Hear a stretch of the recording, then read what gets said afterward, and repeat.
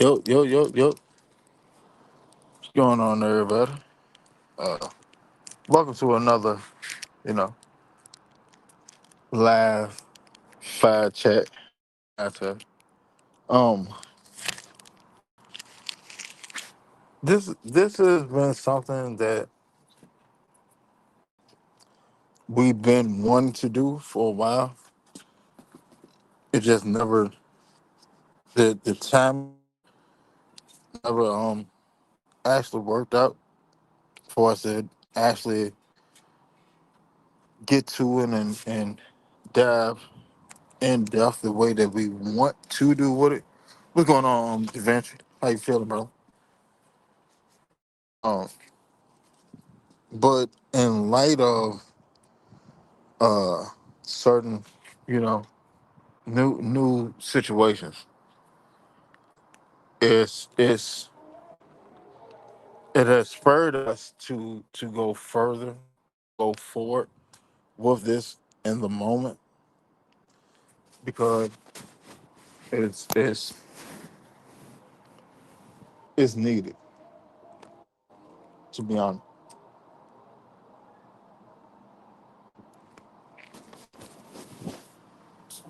Um,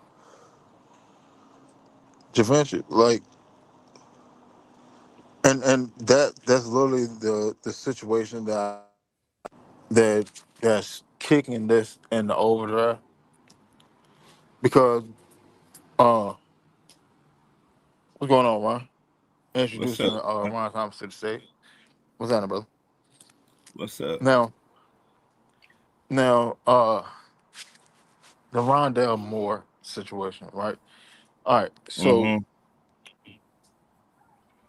let me give you all the backstory on this show, this segment that we're doing, because this is still the eye test, but it's outside of the regular eye test parameters, right? Mm-hmm. So the eye test is created for inclusion, for everybody to feel heard and welcome. Everybody got place to spit their truth, how they feel about something, their facts, whatever, whatever.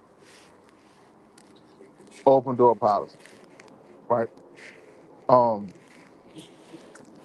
but also on the eye test, like special, like if you tune in every week, for one, thank y'all.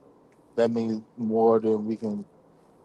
There's enough added to explain, all right? But you know, you've seen that we've we usually go off topic. We'll get off away from football and we start talking about life and other subjects, whatever's going on or whatever. Right now, um, this is more to a subject that is dear to my heart, right? And we've been talking about it behind the scenes for a while, and we view everyone that come through in the chat, everybody that come on the panel, you know what I'm saying? We view everybody as family. And as family look out for one another. And um what we do, sometimes y'all seen it, sometimes we haven't do it. We haven't done it as regularly as we wanted to be able to do it. It was just more the conversation on other topics got got in the way of it. But this segment, uh, more than just a game. This subject is literally focused on mental health. That's it. That's all. We can talk about our personal mental health, how we're doing after the work week and everything that went on in our lives throughout the week.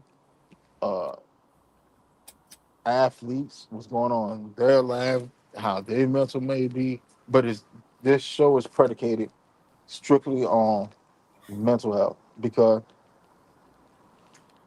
I, as a man, I'm almost 40. And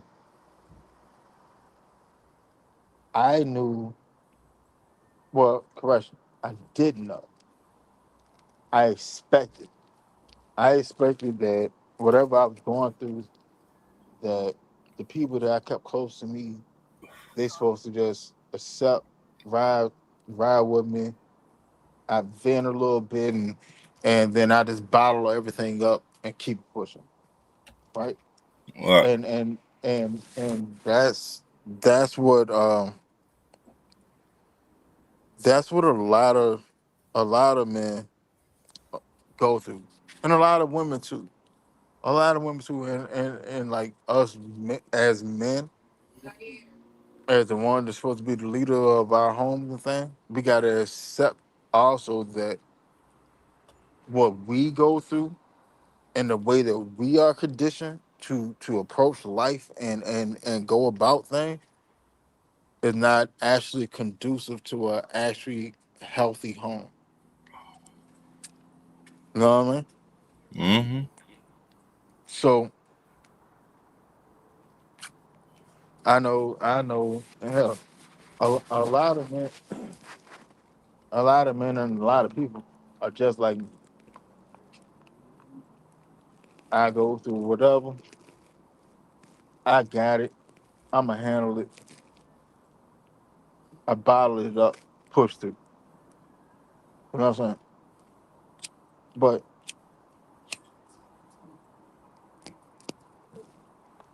one of the realest quotes I've ever heard, and I heard this like a couple of years ago. I'm talking about like a couple of years ago, before I could actually understand the wealth of knowledge that was actually within a sentence. I heard somebody sit there and say that I bled on people that didn't even cut me. And that took me a while for me to sit there and actually understand what was being said. Because for you to understand what was actually being said, it it Javesha, man, I appreciate that, brother. Honestly. Honestly. But um for me to understand what was being said, it took a lot of inner reflection. It took a lot of me getting out of the position that I have set up in my mind and actually see what I'm actually doing. And a lot of people don't want to have that conversation with the man in the mirror. A lot of people sit there and brush their teeth with their head down because they don't want to see the man in the mirror.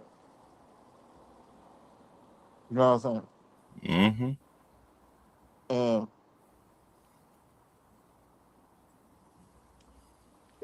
it took me a long, and when I say a long time and a trying time and everything under the sun, it took it. I've been to prison twice because I didn't want to have the conversation with the man in the mirror. I did. I'm doing this, and in the scheme of the world, I'm doing everything right. Getting money. I'm living the life that people thinking about and wanting and all this. Like I'm already doing that. So it can't be something wrong with me because I'm already doing this. Not understanding that the way that I was actually moving was so wrong. And I was actually bleeding on other people because the energy that I was moving with through life was affecting people that I didn't like. I was helping and supporting people, and I still didn't see that I was hurting them at the same time.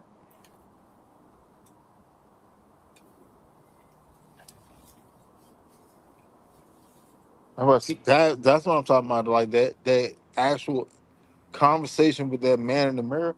That is the toughest conversation you will ever have in your life. Point blank period. There's no Look, getting around it. That is the toughest conversation you will ever have because this can only go one or two ways. Either one, A, you can go ahead and accept what you got going on, what you doing, how you moving, da da da da, and it is what it is. Hell worry about it, man. I'm getting money. I got cars, I got houses, I got da da da da who who. I got all this in motion.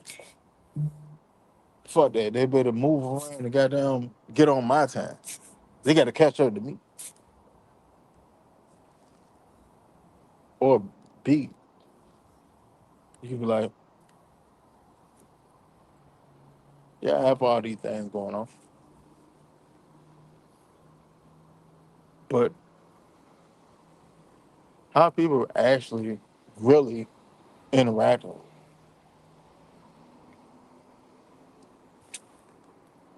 Are they loving for me or are they loving me for what I can do for them? Is they loving me for me or are they loving me out of fear? Are they loving me for me or off of you know what I'm saying? Like man, it's so many things and like people have to go down that rabbit hole. You have to. Because if you don't come to terms with your demon, the questions, the doubts, your actual flaws, you're gonna get yourself into a situation where you at an abyss and you can't see the sunlight no more. When it's 75 degrees outside and ain't a cloud in the sky.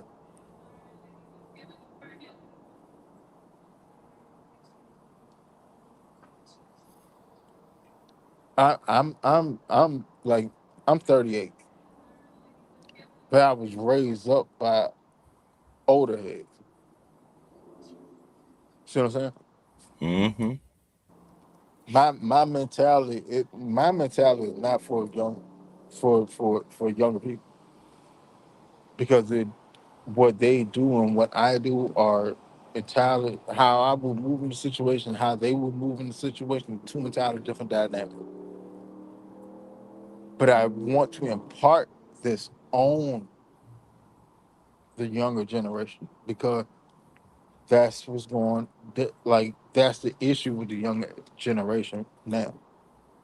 The younger generation actually don't really have guidance. They don't have a man that can sit there and chop it up with them.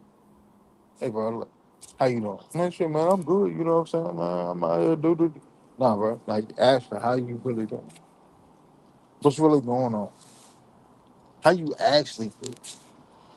When you woke up this morning and you had this, and that on your plate, and you didn't know how to figure it out, and then you end up accomplishing like two out of the four things. How did that make you feel? But even beyond that, why was you feeling that dread at the start of the day? Mm-mm. How did you get to this situation where you had to do these things?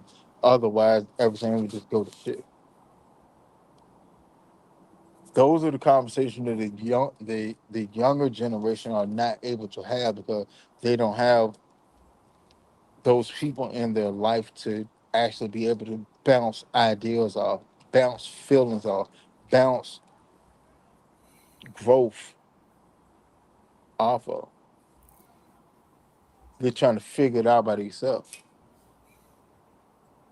So all they can lean on is what other people are putting out.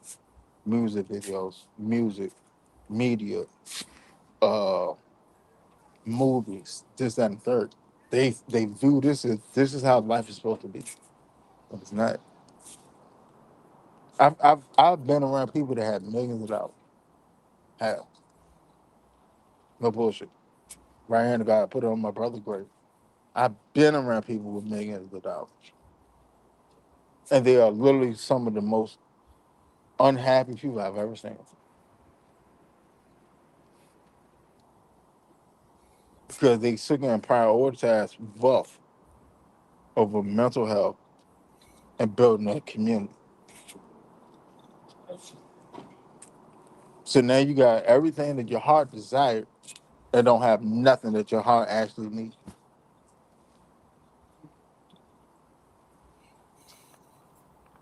But then I see an old church lady that's struggling to pay her bill, struggling to keep her lights on, and she's the happiest in life. And y'all all been around that same type of church lady. Mm-hmm. And first thing she said is, "Hey, baby, I'm not worried about it. God got it. God got it."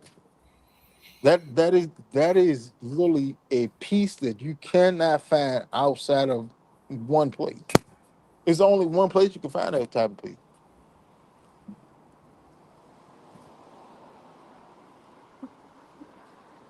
I'm not worried about nothing that goes on out here. I'm not worried about anything that comes down my turnpike. God got it. I literally just let it go, give it to God. That is a peace that you cannot find nowhere else. But um, I'm gonna sit there hard this up too much because John out here, man. I mean, well, Ron out on the show with him. So Ron, man, hey bro, man, how you feeling about it, man? I feel good, man. I'm not stressed out about nothing, man. God got me. I mean, I just live day by day. I feel you. Now, let me ask you this: Mm-hmm. Ha- have have your days gotten better as the week went along? Of course. Huh?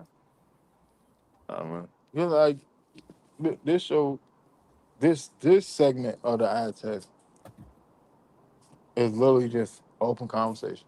You feel me? What? You ain't got to put on. You know what I'm saying?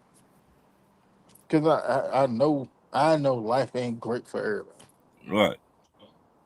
That's some real shit. Hell, I, I tell you all about mine. I ain't got an issue with it. I Hell, we're going.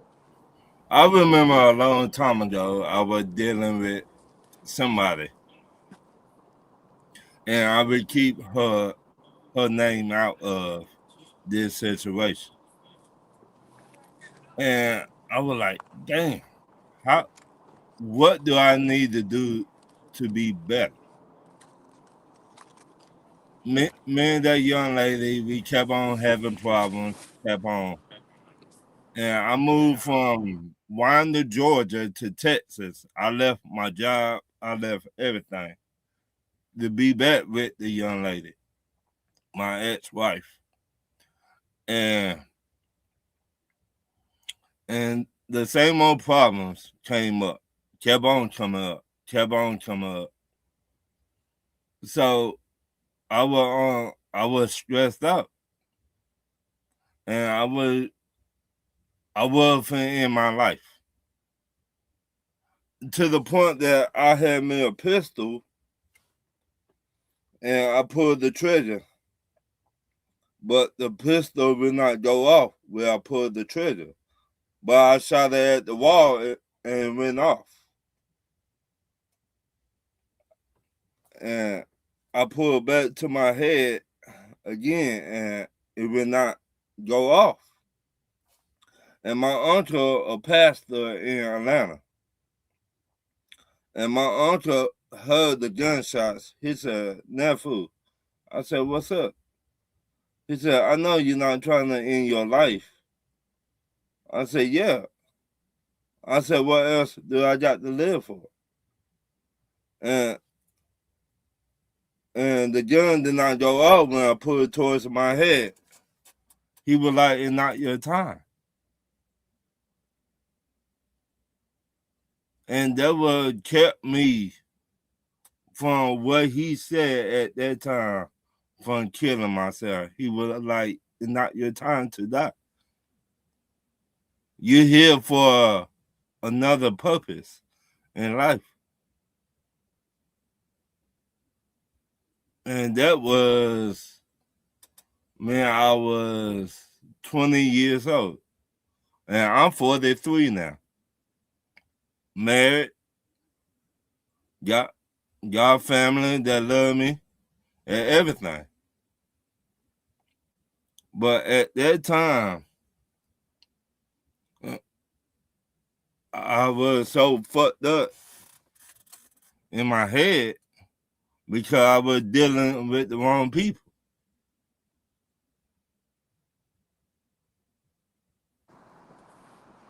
I mean, I feel you, man.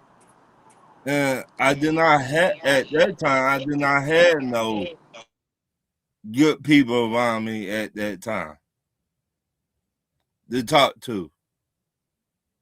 They said, "No, man, you need to sit the fuck down somewhere. Tell me what the problem is."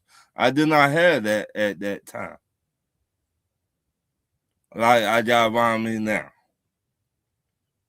So Well, man, first thing first, bro. I'm glad you made it through.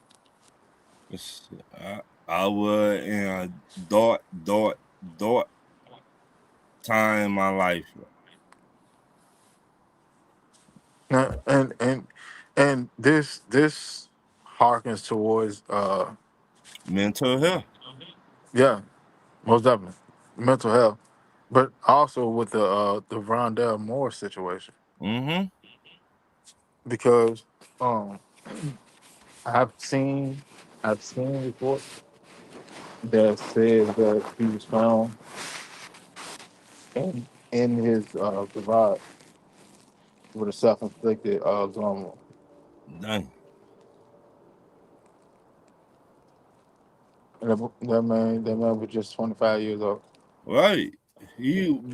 Been in the league, what, 5 years? If that, well, I don't think he made it out of the rookie contract. And all that's rather, I don't think he made it out of. Yeah, he didn't make it out of the rookie contract Mm. because Dang. let's see, he was drafted by the Cardinals, Mm-hmm. and then he went to Minnesota. Then he came here, Mm-hmm. and then he went to I want to say Was it Carolina or Tampa Bay? I don't think he went to either one of them. I don't know where he went after he left on the line. But I mean, like I I get the mental stress that he was under because you was such an exciting player in Mm-hmm. college. You had such high hopes. Everybody around you, hey man, you gonna be that guy. Like you gonna be like the Knicks, Deshaun Jackson. Right. And then you get to the league and your body can't keep up with what you trying to do.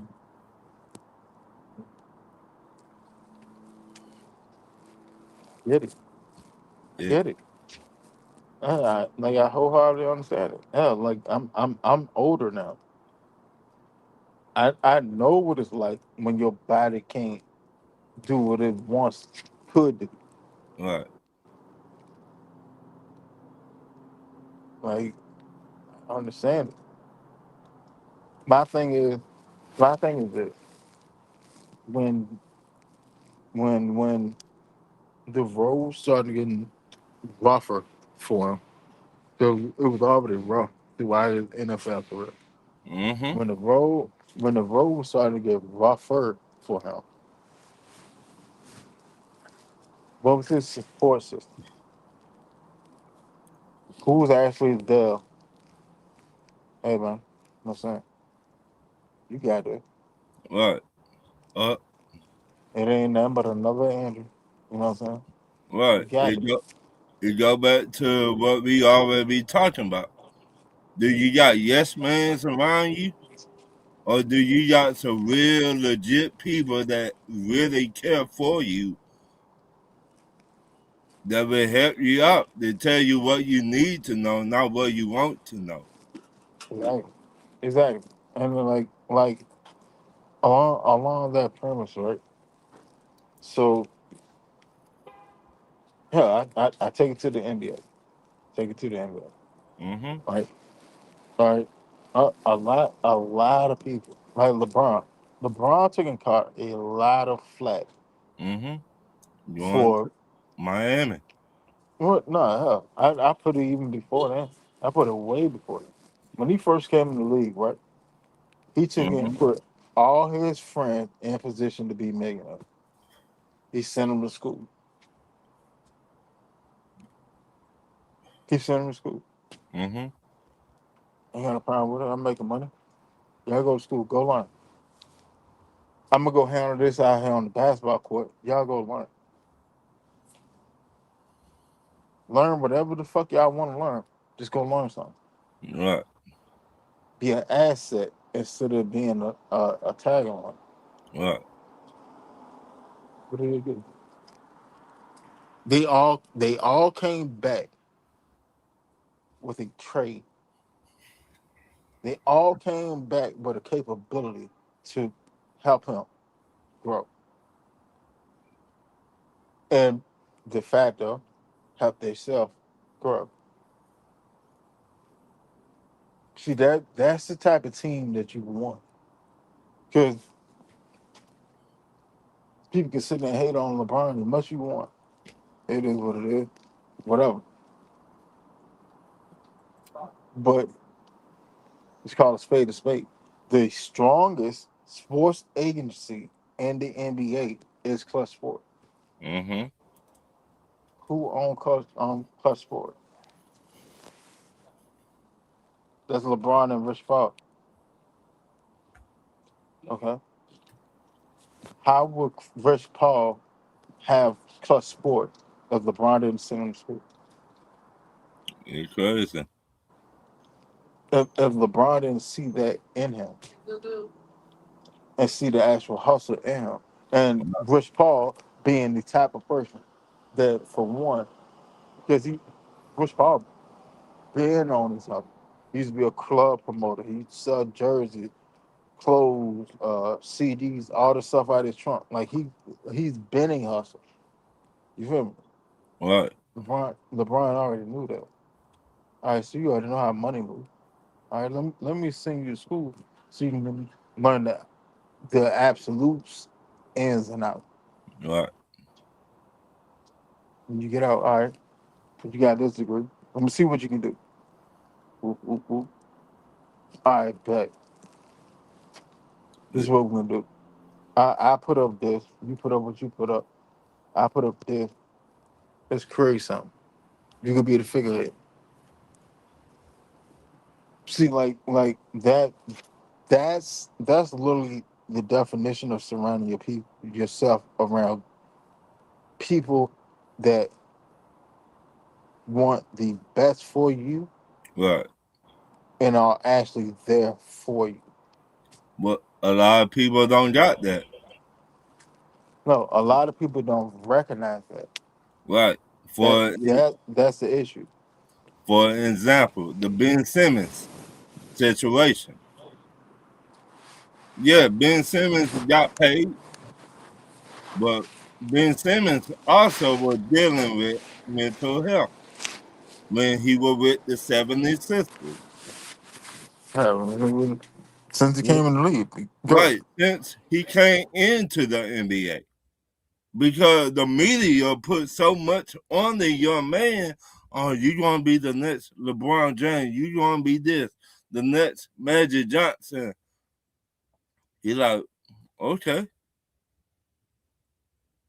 Well, y'all say I'm gonna do all this, but I'm afraid to shoot. He to do it in the gym with nobody around, but he cannot do it in the NBA. I give y'all when we played the 70 Sisters. I'm a Hawks fan. And instead of he put the ball in the the hoop, he passed it out to somebody else. And he had not been the same since then. Now, And how now, long that was? 5 years ago? yeah, that was about 5 years ago. Now, the only pushback that I would have on that is that Mm-hmm. when Ben Simmons was in college, Mm-hmm.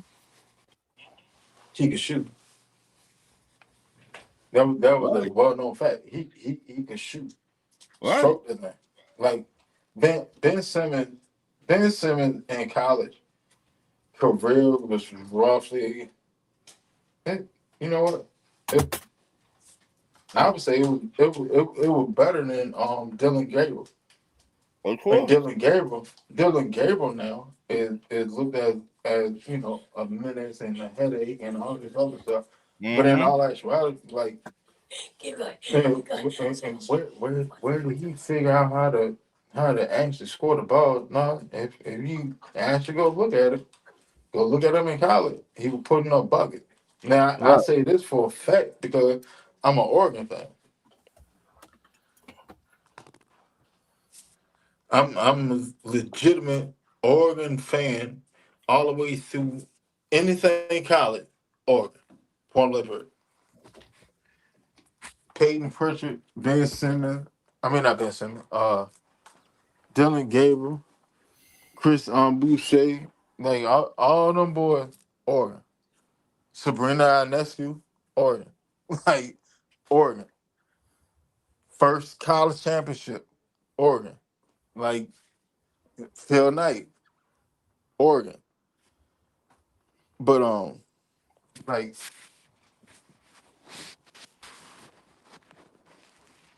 matter of fact, I put it to you one right. So if I sit and say Patrick Beverly, well for one, um, Jane, can you hear? James, you hear? Yeah, I'm here. All right, what's going on, brother?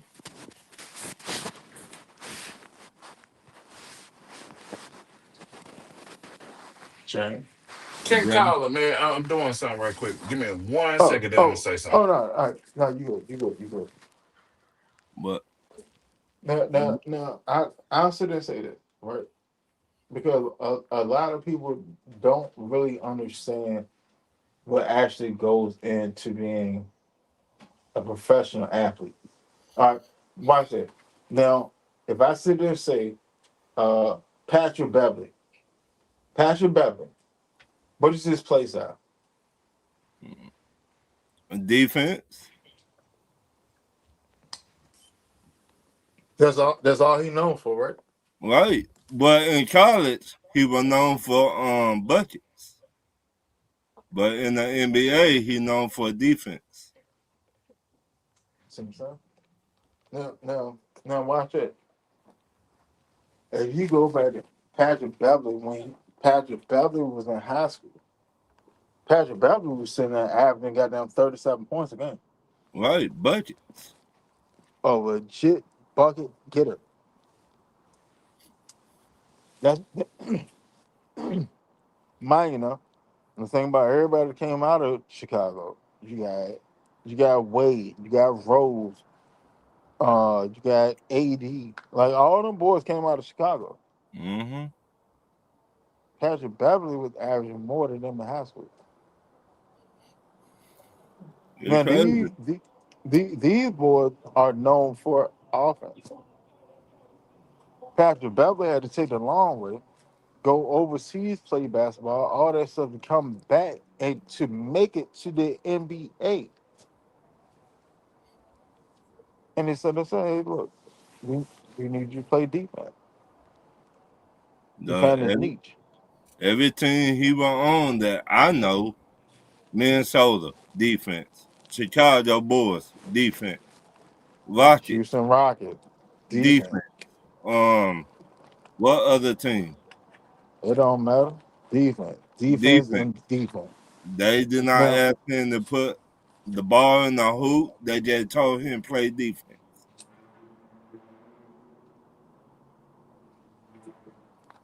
And I say this to say that, all right, imagine the mental strain that that man has to go through to go outside of his natural being to be great at something entirely fucking different. Mm-mm. See, like a lot of fans sit there, well, you know, they get paid $1 million. They accept, they choose to do this, that, and third. I get that part, but at the same time, like you're taking you're dehumanizing the player because you're only looking at the player as in what they're making, what they can do for a team. Look, Ray Bud, what's happening, man? Hey, Ray Bud, man, we got a whole new segment called "More Than Just a Game." This is part one. This this is literally a mental health check-in every week. Every week, we've been trying to do this, and the scheduling wasn't aligning right. So here's our initial show, and this show is this show here is dedicated to one Rondell Moore, who is not confirmed yet, but he may have taken his own life uh earlier today, and to my mother. My mother has my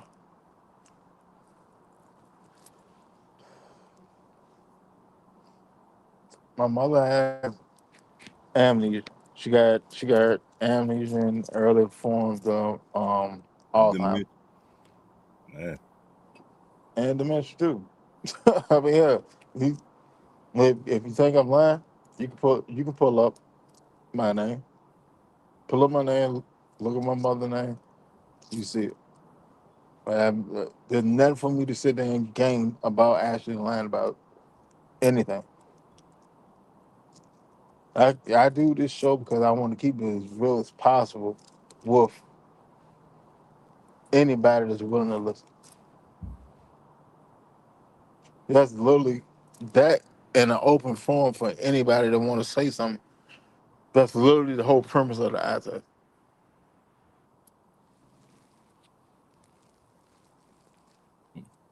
I mean, never know what a person going through behind closed doors.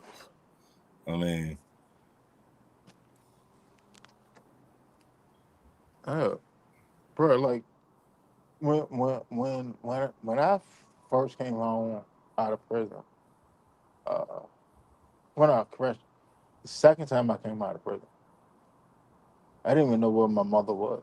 Didn't nobody didn't nobody knew where my mother was. No bullshit. mm-mm. And I took and rode around for almost 2.5 weeks, and I found my mother on a damn on a bus bench on the other side of town. Dang. No bullshit. So when I sit there and say that mental health actually strike a chord with me, it does because I go through it. Hell, my old lady, she bipolar and schizophrenic, and she's a therapist. I go through it on the daily. Mm-mm. I've seen people at the point where they want to go where they just can't fight the fight no more. I've seen it.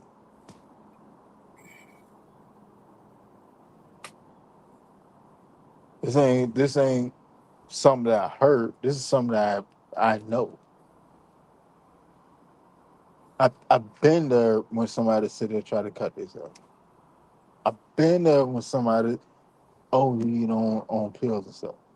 I've been there, done it. Hell, I done did all this shit in the past year.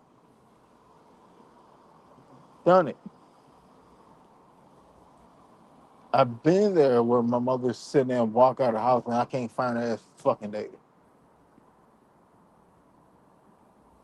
Been there, done that. So when I sit there and that's the reason why this is so dear to me. Yes, do I love the success of the asset? I do. Thank y'all. Thank y'all. Because without y'all, we wouldn't have it. But at the same time, too, this means so much to me. Because I don't want to see another young person crash out and lose their life because they just felt that they didn't have nowhere to turn to. If all else fail, here's a platform. Mm-hmm. If you don't want to sit there and talk about it on YouTube or whatever, that's cool. My You name is do. Winston. My name is Winston Thornton. Find me on Facebook. Send me a message. Send me a message. And I will sit there and chop it up with you like I've known you for 80 years. I promise you. Because I'd rather hear your story than read your obituary. Mm-hmm. There's no ifs and buts about it. I'd rather hear your story than read your obituary. I'm here, fellas. Um, just want to say, Pete to Rondell Moore. Just want to say, it's such a tragedy to see um, a young person of his stature and age to pass away at that age. It crushes me to see that within an athlete that made it to the NFL. And I know he dealt with some past injuries, but to see that he didn't, I'm not, it just, for me, outside looking in, because I don't know that he couldn't go to someone to express his feelings about his mental and what was going on in his life at that point. Um, People that's out here listening now, people within the panel, if you're going through something, don't be scared to speak out. Don't be scared to express yourself of what's going on with you if you're having issues, if you're having mental health issues in that capacity. It's always someone that's out there that's willing, like Winston is doing now. Listen to you, to listen to see what's going on with you personally. Had mental issues as myself several years back that I felt like I was at that point. Knowing that I had loving family around me, they helped me through those particular problems. So don't never be scared to express what's going on with you, because the deeper you hold it in, the better your health will be. That's one thing that was taught to me when it comes to that, because monks, our demographic, and I'm just speaking specifically to the black population, stress is the number one killer within the black population today. Mm-hmm. And suicide is a stress, is part of the stress demographic. So you just, if you having mental issues, you feel like life is not going right. Always reach out. If you don't have family members, reach out to a psychiatrist. Reach out. If you can't reach out to a psychiatrist, reach out to your best friend. If I'm Uh, having, re, reach out to me. Or Reach me. out to me. My or like me, I promise you. I promise you. My inbox is always open. always open. If you just want to talk, you stressed out over the day, it's not making sense to you, just in the third, you don't know where to turn, reach out to me. Hey man, what's going on? How you feel? Because I just want to let you know, for any thunderstorm, the sun always come out in the end. Whatever you going through in life, it's gonna be it's gonna be trials and tribulation. No way. Just keep fighting. Fight it all the way through. Because when you fight it all the way through, you'll see that sun come out in the end within your Better, better, situation. better, better. Like, Mm-hmm. like, So people sit there and get on me about sitting there saying one thing for sure, two things for certain, right? But in all actuality, that statement is about a certainty, about a definitive situation. One thing for sure, two things for certain. The way that you walk into a storm is the same way you will walk out of a storm.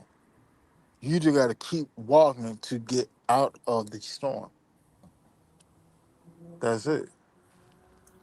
And I know I'm not sitting there downplaying anybody's scenario situation at all, because I know everybody's story is not the same. I know for a fact everybody's story is not the same. But I can't sit and say that you did. When you were going to school, right? And you was in there, and everybody said and asked the same question. But why I got to take history class? This shit happened in the past, and everybody the teacher said and told them the same thing. But if you don't know your history, you're Right. doomed to repeat. You're doomed to repeat it in the future, right? Right. It it's the same thing with mental health. It's the same thing with mental health. When you look at your personal mental health issues and situations, and you think that it's unique, when it's not, because it's already been diagnosed. You just haven't been diagnosed yet, and that's not a fault of your own. Now, should you be proactive and get the diagnosis so you can get the treatment? Yes, but when you're noticing a scenario or whatever, don't feel like I'm the only person in the world that's going through da da da da da da da. It's not. I promise you, it's way too many. It's way too many people in the world that are going through the same thing for your situation to be unique. See what I'm saying? So therefore, there are other people that have knowledge on it. There are clinical health practitioners and therapists and people that are able to sit there and help you through what you're facing. Now, I will give you this, right? In the Bible, it said, "Pride comes before destruction." Right? Mm-hmm. And from it took me forever to figure that out, because I was getting the fast money at a young age. I was up there. I was up. You know what I'm saying? And I felt, and here's another old people saying, I felt my shit couldn't sing. Mm-hmm. You couldn't tell me nothing. I'm sorry, you couldn't tell me. All right, so hold on. You driving that and you sitting there trying to tell me about life. Mm-hmm. Hold on, you say you live where? And you trying to tell me what about life? Bro, hold on. Look at it. Pull the knot out.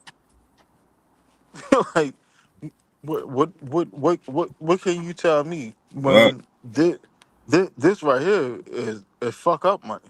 Mm-hmm. I got way more sitting at the house. What can you tell me right now? There's nothing you can tell me right now. That's the pride. That's the pride, right? And me being prideful led me directly to going to prison. And it took me a while for me to understand that. Because all right, as as a hustler in my past life, right? Well, I hustle now, but it's legally. I do Right. solo. I do solo. It's a legal hustle, right? But I ain't gonna hold you. I'm not gonna hold you, bro. Right.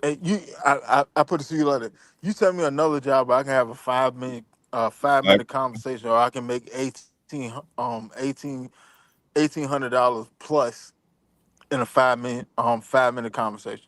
I can't. I can't, dog. A lawyer can't do it. A doctor can't do it. Like I don't give a fuck what you doing.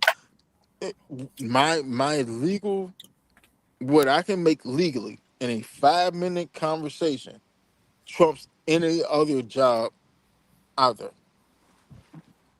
Point blank word. Well, that's neither here nor there. Right. but but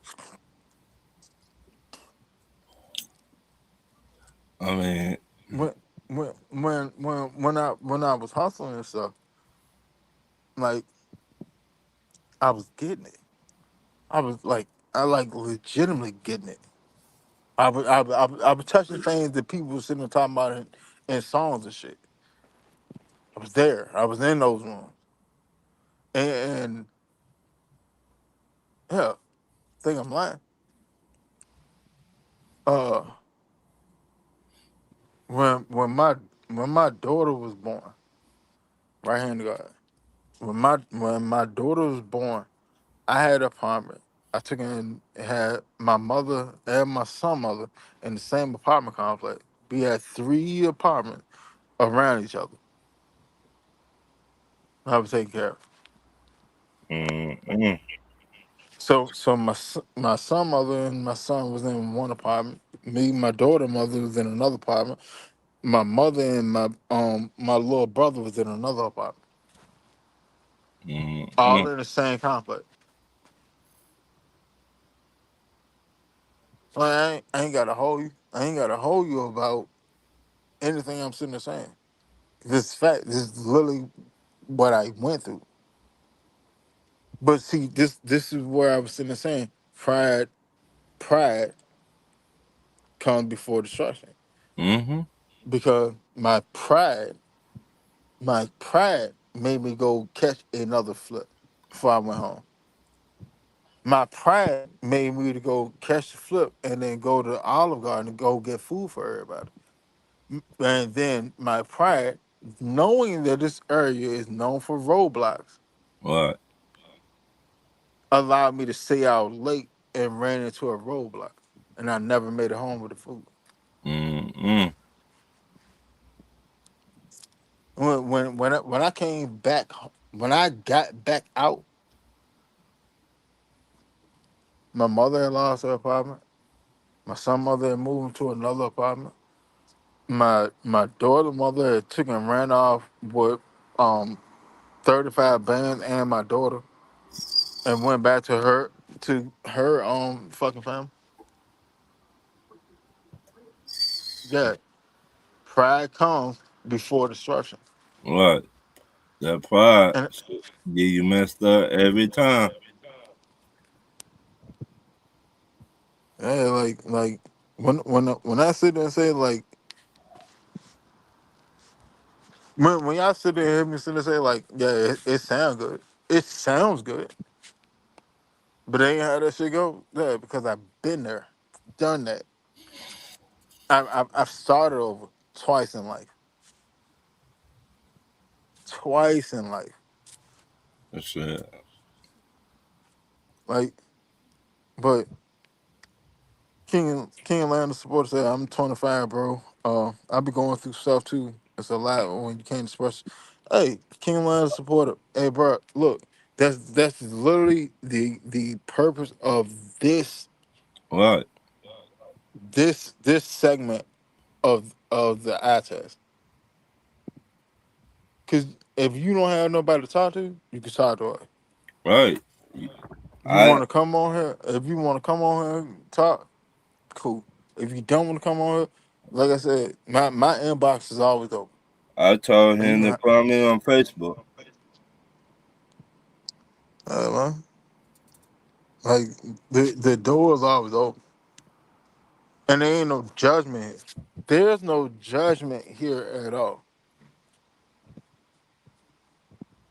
I have no issue sitting there laying everything that I've been through out on here. Why? Because I've been through it. That's why mental health is so dear to me.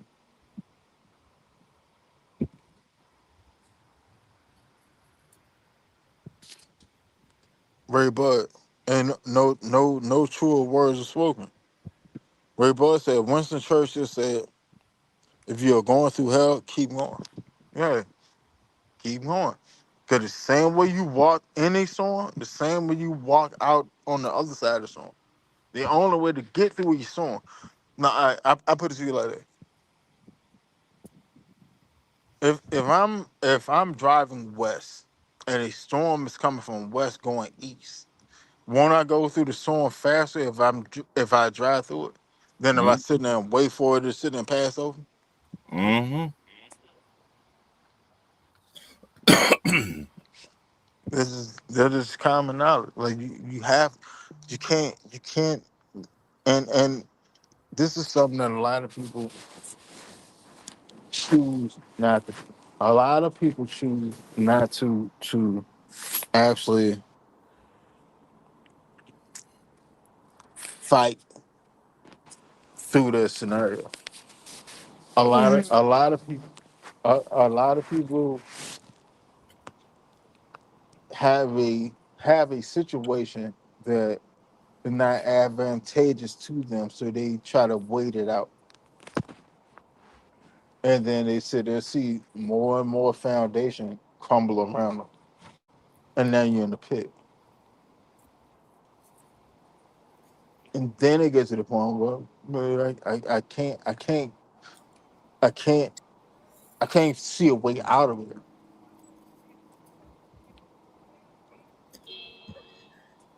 That's why I'm sitting there saying mental health is important, because even if you don't think that you have a mental issue, like a clinically diagnosed mental issue, and it's highly possible that you don't, but it can never hurt anyone to sit there and just have a shoulder to lean on.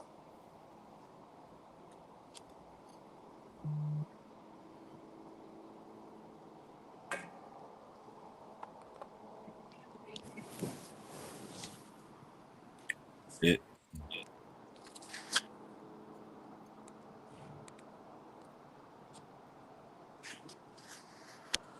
Y'all boys think. Mm. I said, You what y'all speaking the think? truth. You speaking the truth. right, To be you honest, speaking the truth, dog. speaking the truth. I keep on telling everybody, never know what a person going through behind closed doors. Check on your friends and family members. Just because somebody smile in your face, that don't mean everything all good behind closed doors. So keep if you cannot talk to your friends or family, you either call us. You either call me on Facebook, Winston. We here. Man, like, all right, now, a lot of people don't know me outside of my takes on football, right, or other things. Like, I'm an actual activist in my community. Always has been. The last time I went to prison was because of my activism. All right, when the the riots and things started and the marches and protests for Mm-hmm. George Floyd started, I was out there day one. I was doing security for the protesters out here in Richmond. Matter of fact, hell, I put it out there. I put it out there to you. This is how I got locked up and went to prison the last time, right? So out here in Richmond, Virginia, which is the original, well, the secondary capital of the Confederacy, right? The Mm-hmm. KKK president is heavy. They just be behind the scenes. See what I'm saying? So, all right, um, we had a gathering point. We used to call it the monument. It used to be the Robert E. Lee monument, right? All right. Now, if you go look on Time magazine and all that, when we put that statue down and we sit there and put our mark on it, that monument itself, if you go look it up on Google it if you want to, it's it is listed as the most influential piece of civil since what was it? Since the Berlin Wall came down.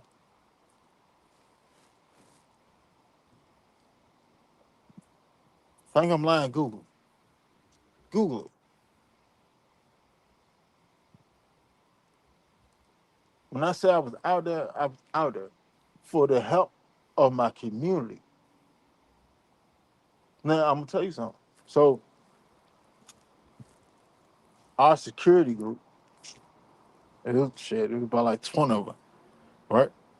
Our security group would never come out there without masks on. So they could never figure out who the fuck we actually were.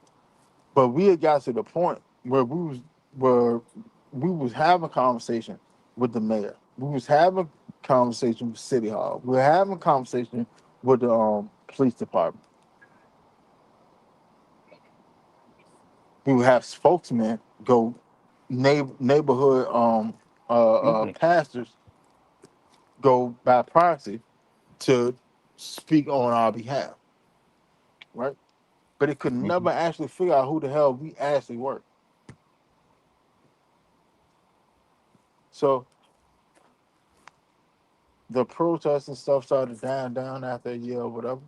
And what they did, the KKK came onto the monument, took and spray painted green 777 all around the monument, right? Mind you now, the artwork wasn't just on the monument; it was on the ground and stuff around the monument too, right? So they took and spray painted all over the ground, the roundabout around the monument, on the monument, all this stuff, right? All right, cool. All right. At the time I had a lawn care business, and I would never sit there and drive my personal vehicle up to the monument. I would park it and then walk up it. But I ended up driving up there because I got a call when I was coming back from work from I was out Petersburg, which is like 45 minutes away from Richmond. All right, so I'm coming down the road, I go straight there. Man, we're gonna meet there, we're gonna clean this shit up. All right, cool. I pull up and we all out there get to it. Next thing we know, it's about 30 cop cars that pull up all around us. They ran everybody ID. Let us all go. I got locked up the following morning, quote unquote, on a broken tail light. but it got me on a uh driving without a license, driving on suspended. All right. Now the total group of the security group was about like 20 people. The core group was only about like 8 of us. It was like 8 of us. All right. After that, after I got locked up, about 4 or 5 more of us got locked up on trumped over his charge. I'm talking about like, I'm talking about sitting there pulling like 8 months on a damn jaywalking type, a jaywalking charge type shit.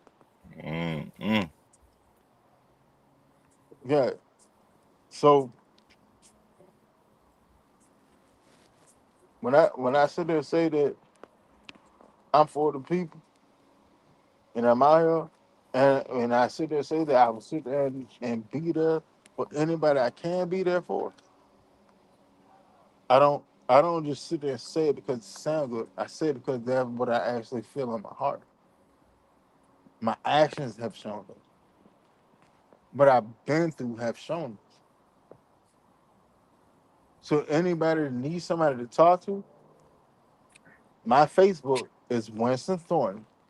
It's me with a smile on my face, with a black hat on my head, and a goddamn a rag underneath of, because it was hot as hell that day. And I was working outside, and me smiling. Like that's my Facebook page. My inbox always open to any and everybody.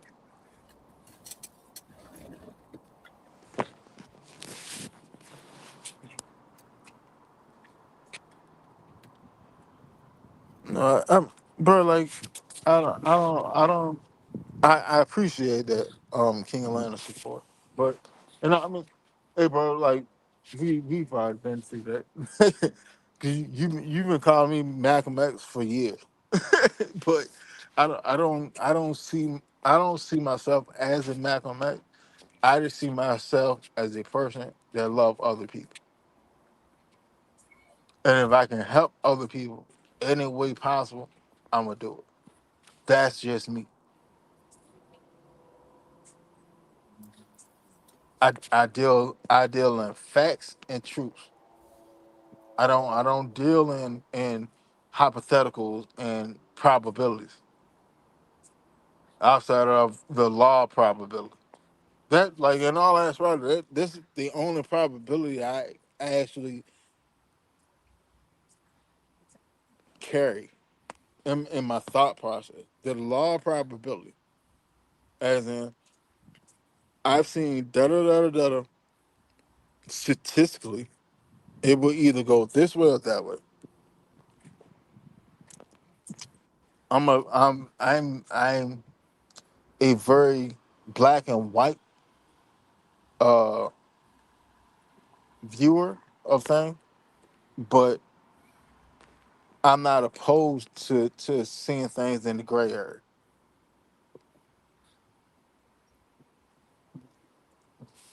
You know what I mean? So y'all on the channel, y'all on the page, man.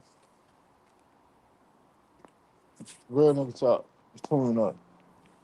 How have y'all week been? Me, I've been good. It just, I've just been more of a moral support towards my family during some tragic times with them, and just, being there for them. Be honest with you, and they're doing good. So, when they're doing good, I'm doing good.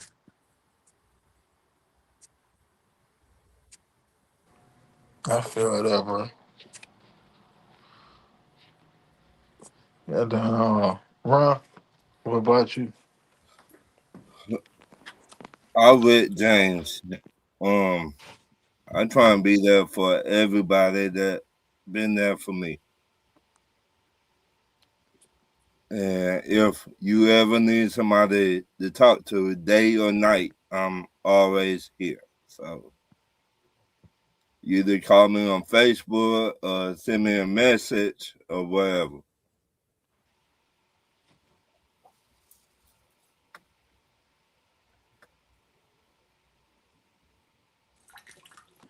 Uh, I mean, and to be honest, I'm glad both of y'all brother had a good week, and I pray that y'all continue to have good weeks. I'll be honest with you, my week has been stressful. My week haven't turned out the way that I wanted it to turn out, and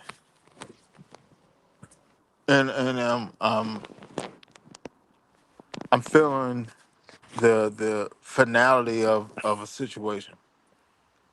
Like I have to go to court um March 4th with shit. That's an eye test day. It's an eye test day. Mm-hmm. And I have to, you know, I'm trying to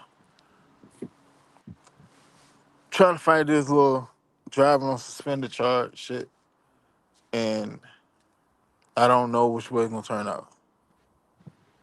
So I've been stressing about it. Uh, my sleep pattern has been fucked up. Um, I don't really sleep as much as I normally do because that's weighing on my mind. Hell, what was it? Two days ago. Yeah, 2 days ago. I had a dream that I was in prison and I got stabbed. I got stabbed in the fucking liver. Dang. Yeah, I ain't gonna lie to you. So that's that's what I've been going through.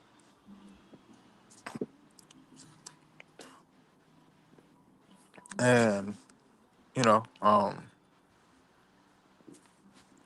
like my mentality is more of it is what it is. You know what I'm saying? Like you just gonna have to show me. That's just what my mentality is.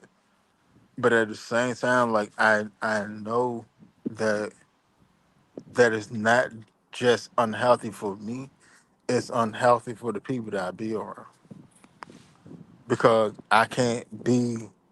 I can't be what I was for them because I'm in the mental space that I am in. Mm-hmm. And and it sucks. And all that's well it sucks because I feel like and like no bullshit. Like every day I feel like I'm in the last room at the end of the hall of a fucking mansion. And when I fight my way out of the room and I start walking down the hall, a gate come down and I fight through this gate and then I gotta go to another gate and another gate and before I can get through all the gates, the day is over with. And then I restart back in that room.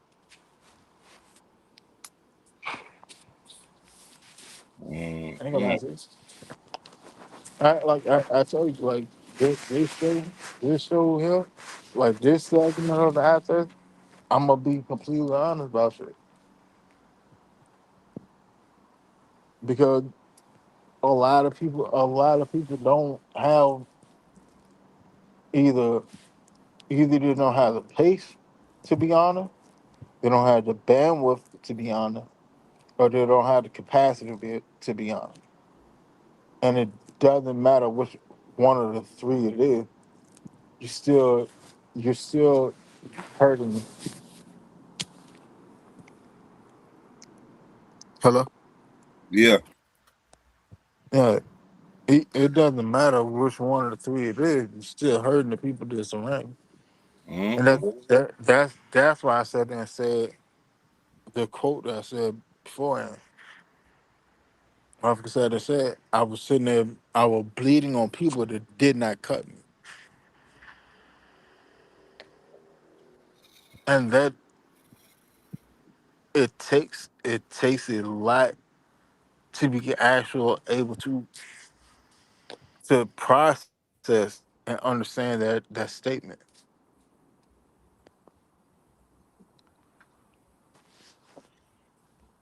And to be honest, I just wish that the young brother Rondell Moore had a space where he could sit there and just go be open. It's sad that when you get drafted Hold on, hold on, to the hold on, hold on. Keep talking because my audio went out. when Keep talking. I'm about to come back in. when NFL players get drafted to the NFL, they have a meeting with everybody. They say if you're going through anything, you to reach out to anybody. Chris Carter be there. Michael Vick used to be there. LT be there. Michael Irvin be there. All the Hall of Famers be there talking to the young players. If you got a drinking problem, if you got a drugs problem, or your mental health not all the way up, you do always talk to somebody there. They do it every year. They've been doing it for the last 30 years, 40 years. So again, if your mental messed up, you'd always reach out to me, Winston, James, whoever. We here. We've been through some of the stuff that you might be going through right now. I know I've been through a lot of bullshit in my life. I mean, we all been through a lot of shit and how you bounce back from the shit you went through. So, Yeah, and like I put it to you like that. Like even though it's about how you bounce back from what you went through. You can't. I put it to you like you legitimately cannot. And a lot of people have this misconstrued. You can't go through something monumental in your life and go through it by yourself and come out right. on the other side. You can't. Now, a lot of people don't value the incremental help that they got along the way, and that's like legitimate narcissism in them. Well, man, I did this all by myself. Hold on. So you just got out of prison, right? All right. Right. So you got this job over here, right? Mm-hmm. So didn't the motherfucker that sat there and hire you help you, Mm-hmm. giving your record, Mm-hmm. To get you the job. right? Or didn't when you went and applied for this apartment because mm-hmm. you had the money, but you didn't really pass the background check, but Mm-hmm. they still accepted you. Didn't they help you? Right.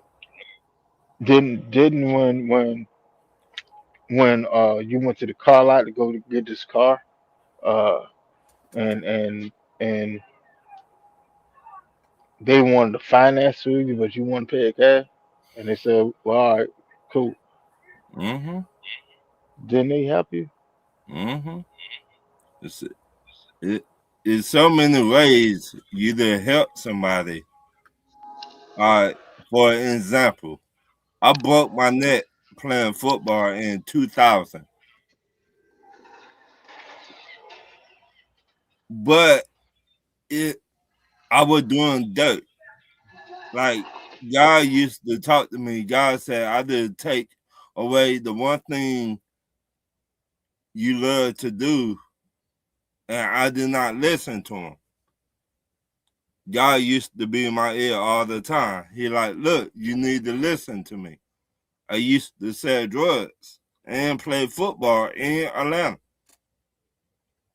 I went to Avondale High School, and God was like, okay. But I broke my neck when I moved to Las Vegas. I still was doing that dumb shit. I still was selling drugs in Vegas. But God said, you know what? Since you don't want to listen to me, okay, I'm finna take the one thing away from you. And he set me down for a year and a half. He was like, now you listen to me? Now I in control of your life. So when I got out of the hospital, the doctor came in there. He was like, what are you doing? I said, I'm finna get ready to go home. I was in the hospital for a year and a half. I cannot walk or nothing. And I changed my whole life around from that day. I stopped selling drugs. I stopped smoking weed, everything.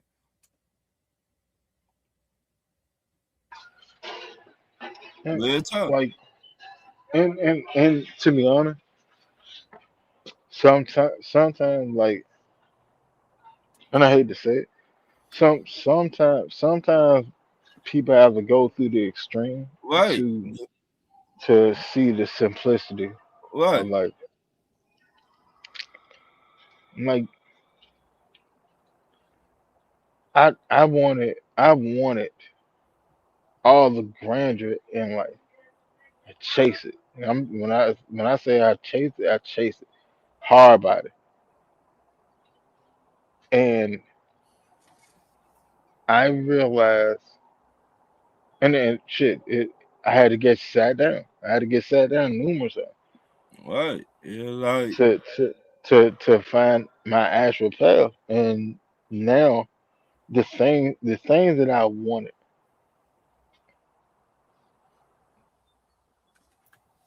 I can get it. I can get it. right, I can get it. I can get it now. That ain't an issue. I got a Benz and an Audi. That ain't an issue. Got a house. It's not an issue. right, But I don't look at it. I don't look at it with the same lust that I had before.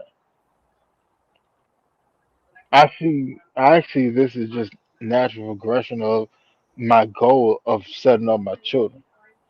right, Instead of I just want this because that's what the rap stars had and all this shit. And I want to be like them. right. You want to be like what you sing on TV and stuff. What are they rappers and singers rap about and sing about? Yeah, but like in all actuality, like social media. Messed up everything. All right, social media fucked the world in so many ways that people don't even understand. Like, All right, let me ask you, and everybody that's in the chat, right? All right. Um.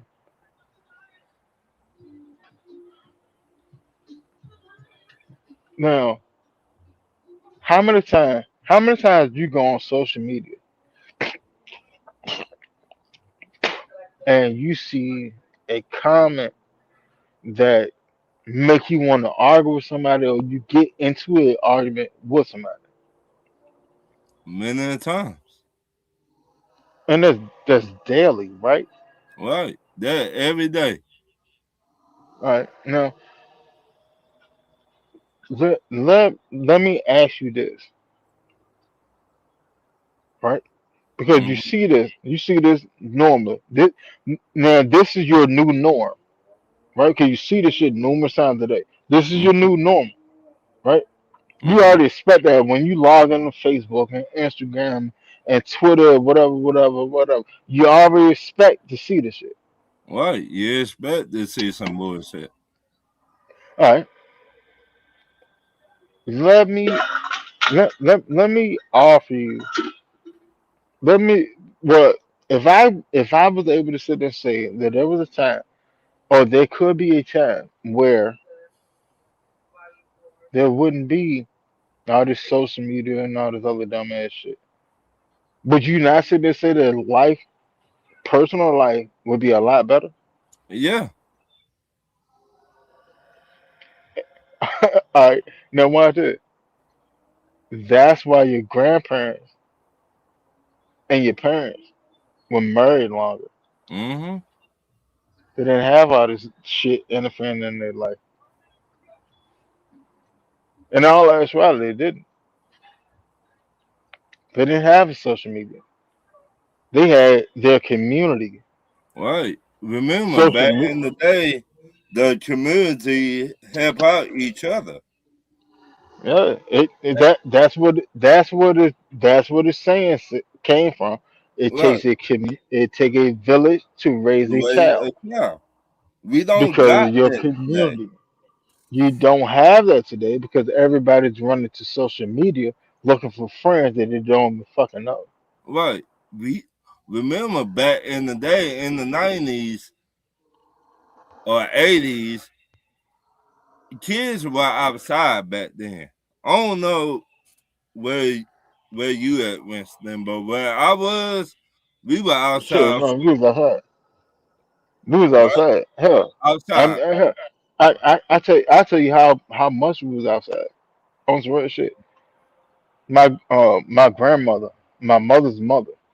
My grandmother said, "Hey boy, I'm gonna watch you come play football because I've heard about you. I'm Right, going to see you. I'm going to see you before I die. I'm gonna see right, you actually play football, right?" right. But she was so sick she could never get to one of my games. And see, This is my this is my right hand to God. I put this on my brother Gray. I put this on my first unborn child. I ain't gonna lie to you, right? My grandmother. I went around my grandmother's house. She used to live. She was living with my aunt of apartment complex, and I took her and played out in the street because she had enough strength that day, and we had got her another bed where we could tilt it up, right? right, So she had a window right there, and we took and opened the blinds, all that stuff. And I sat there, and usually, you know how you play football. You go play football all damn right, day out there in the street. You know what I'm right. saying? And then From we morning out to there night, you play, exactly, and we but in the middle of the street playing tackle football. right. But again, kids today don't do that. They rather Right. to be on But cell watch this. phones, tablets, But watch video this though. games. Uh, Watch it. Watch it. Watch it. So the street light came on. Street light came on, and I came back in the house. That was May 12th, 20. No, yeah, no. It was May 12th, 2002. mm-hmm, She said, "Boy, I knew you had it. I knew you had it. You look mm-hmm. good. You look good out there." I said, "Thank you, Grandma." Da da da da. My grandma died the following morning, May 13th, 2002, at 8:24 a.m.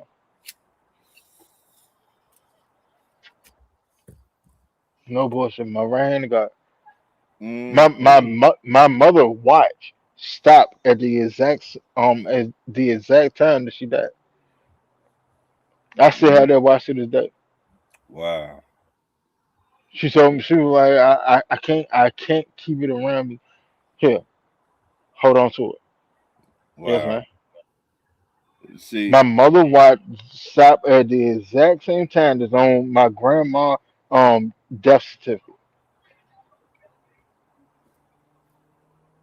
wow. See, I grew up in Oh, Decatur. hold on, hold on. It get more fucked up. It get more fucked up. Why this shit here? So me and my mother, we had went over there. We had went over there. Me, my mother, and my little brother. And and I'm sitting outside. I'm sitting outside in my aunt apartment. A pop pull up. This is hours later. I'm sitting Mm-mm. out the shit crying or whatever. This nigga pat me on the head going up in the house. Pat me on the head, say, "Hey, you could be alright." going up in the house. I'm sitting out there, bitch, bawling my eyes out. Right, mind you, know, my pops was late getting over there because he was out there with another woman outside of my mom, who was his wife. Mm-mm. You feel me? Mm-hmm. Now, fast forward, fast forward a little bit. My mother, come my mom was sitting there trying to shelter me and my brother from what my pops was doing, Right. right? So that goes on, and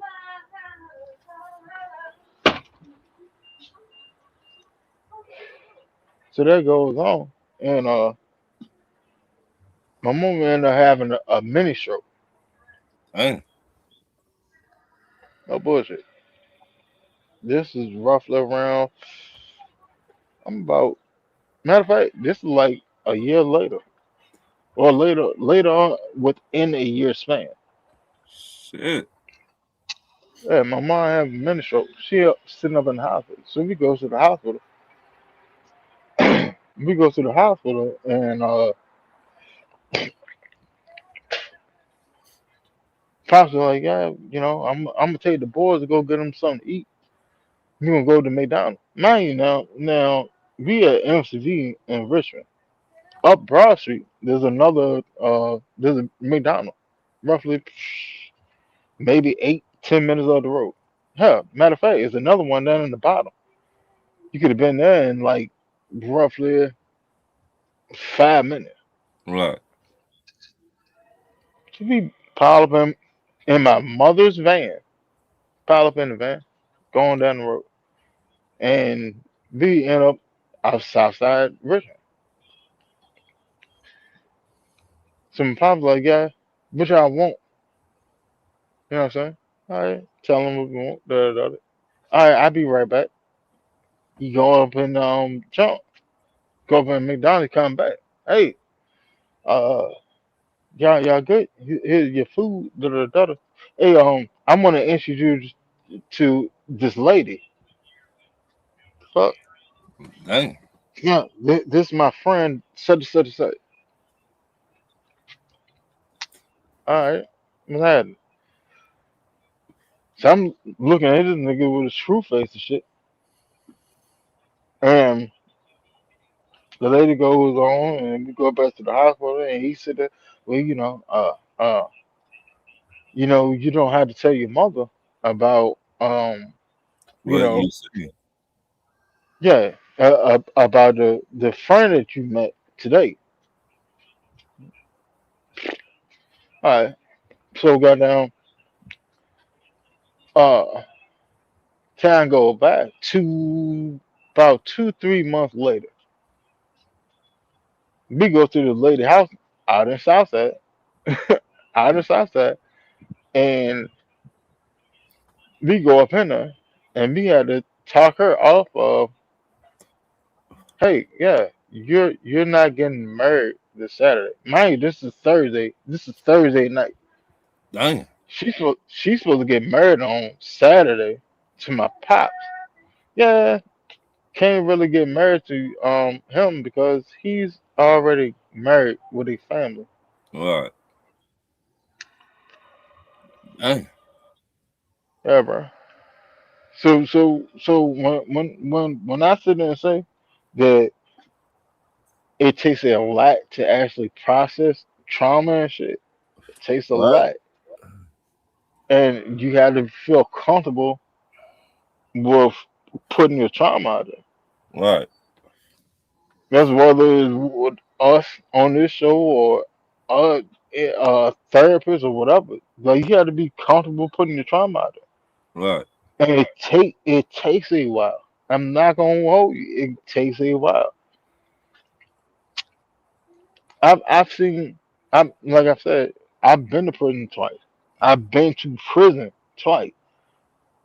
I've seen the most gangster motherfuckers in a bit sit there and calm all the gangster shit down when they actually find somebody they can sit there and build with.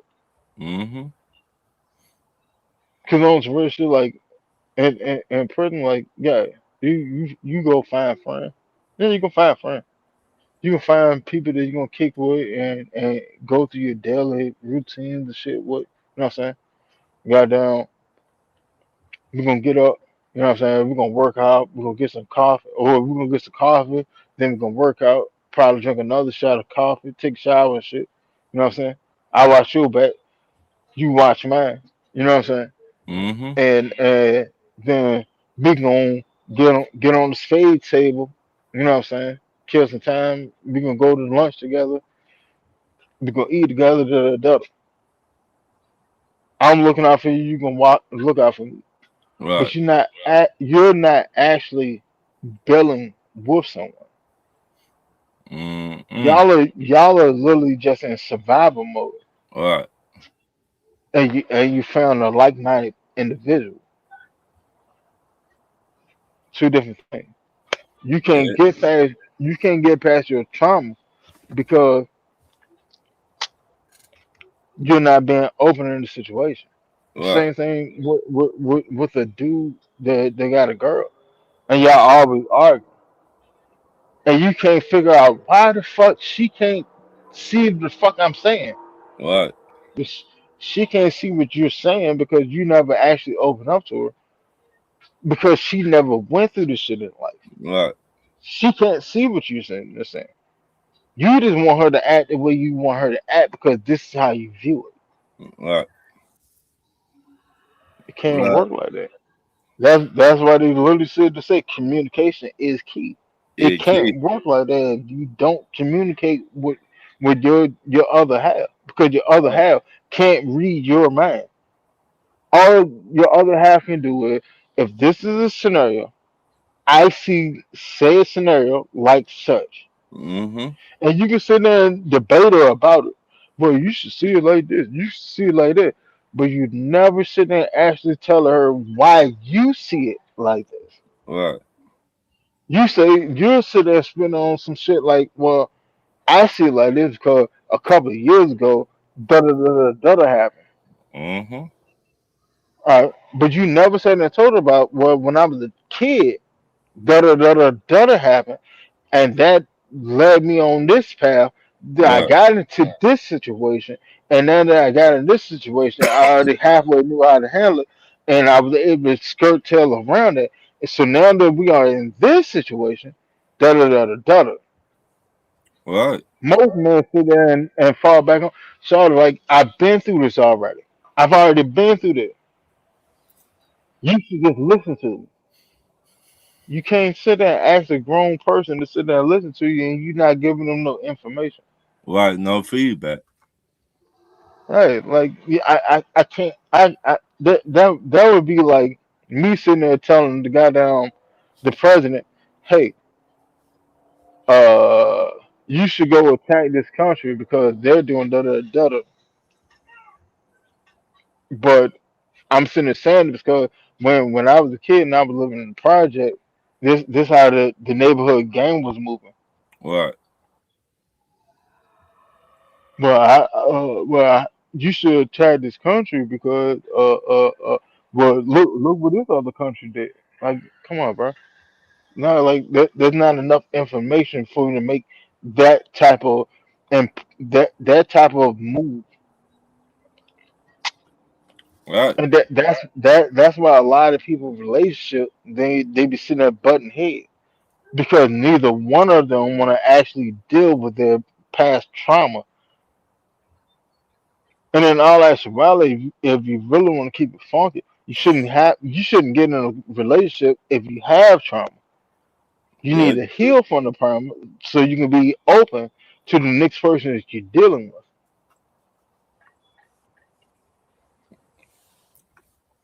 Mm-mm.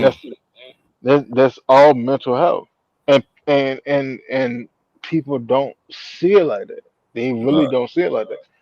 I'm living my life. I got shorter and shorter doing da da da da. Or you know, if you're a woman, I got a dude and he's moving like this.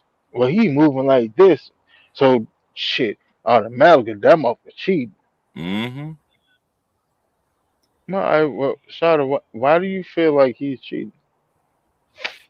It just Well, because he did this and he did that, this, that, and third. All right, so why do you think that he cheated? Well, my ex was doing this and he did that and that, and that's just what it because was. your ex did something, that don't mean the new dude will do it too. Nah, because look, going back a little bit further, going back a little further. Did your pop cheat on your mama? Did Mm. did did did your aunt when you was a child? Did your aunt have a dude that cheated on her? Did your grandpa cheat on your grandma? Mm-hmm. See, like when you was a child and those things was happening, you was already building trauma. You just didn't even know what the fuck was going on. You was Right. already building trauma. Your view was already getting skewed because you're listening to people that were scorned. Mm-mm. So the first thing to look anywhere within that radius, you already lock on it. Oh, I've already Right. seen this before. I'm already gonna attack it. I put it to you like that. A lot of people emotionally, emotional strength is literally like a cornerback that bite on a double move Mm-hmm. because they jump on the first thing that's presented, and then when this whole other thing come behind it, they late to the party. It It's the same just thing, it just crazy, man. Uh, and it ain't really crazy. It's just more to the point of like people aren't really willing to. Oh, what's going on, Trav? What's up, Travis? Hey man, you can come on in. Look what Yeah, Brian said. Brian 8806. When we stay outside at Gresham. Yeah, Gresham Park back in the 90s. Yeah. Kids today, they don't know what outside is. When we uh, were coming up, we stay outside. bro. Like when I was coming up, you couldn't get me inside. Right. I ain't We, want nothing to do with inside out. we Hell just no. I got play I got this. football, basketball, kickball, baseball outside.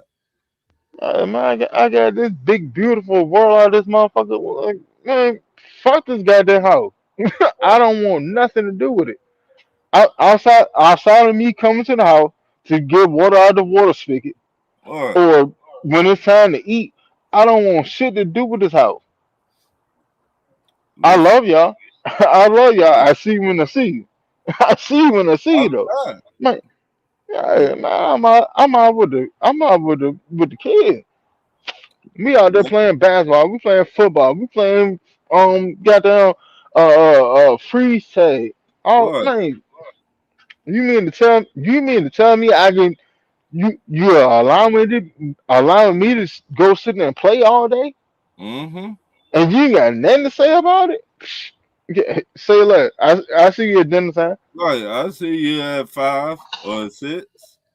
But today, kids don't understand that. When we were coming up, I ain't want to come in the house. What? I, even when I was living in Vegas, my mom used to send her boyfriend to come get me. Hey, man, time to come in the house. It'd be 8 o'clock at night. What? Come in. Yeah, I stay outside, even in Decatur. I ain't want to come in for nothing, man. Yeah, I'm not coming in. That's a lock. I'm not coming in. Until I have to, I'm not coming. Right. Like I remember a time goddamn what motherfuckers would come home, rush through their homework, hurry up and get a check so they Right. can get outside. Right. Now Dogs. now you got motherfuckers that don't want to do their homework and all they want to do is play goddamn video games. Right. Man, No. stop it. Cartoon, subject, movie, fly outside. But then like then people wonder why kids and like this new age for one are socially awkward and then why they can't handle rejection. Right. I mean, You never as you haven't experienced life. You never went there and was sitting there playing out in the street and seen a little girl that you like on the next block over. right. You never sat there and tried to holler at her or whatever and then she shot you down or whatever. You never did that. You're talking to strangers on roadblocks and shit. Right. You never actually experienced life. So when you get older and you get out there and you expect that life is just the love connection and the thing is supposed to just flow. No, it don't work like that. You don't even know how to talk to somebody. You don't know Right. how to talk to a woman. So like how are they supposed to work out? Shit. So then The, so then what happened is you have a little young nigga that sit there and grew up playing Call of Duty all his life, get rejected in real life by multiple women. He can't find love and shit, and then mm, he nuts up and go do something to somebody because he's in this feeling. But the only thing he know is Call of Duty. So Call of Duty. what do you expect him to do? Shit. He's gonna Nigga, resort to what he know. That shit wild, man. shit. I grew up on White Oak, Line Street, on Ozzy Court. Brian, you know where that? Hey, Uh, Brian just put his comment up. yeah. Mm-hmm.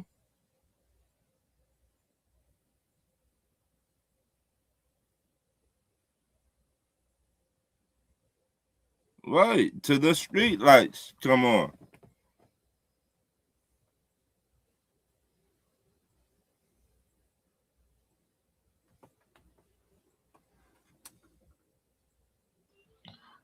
I ain't Oh even all of you. shit.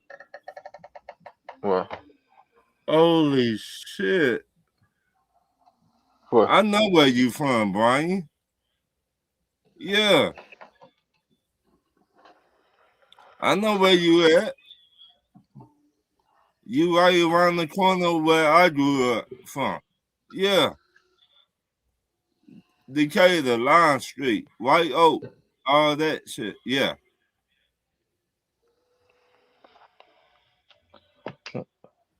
let me find out y'all might fuck around and know each other. Right?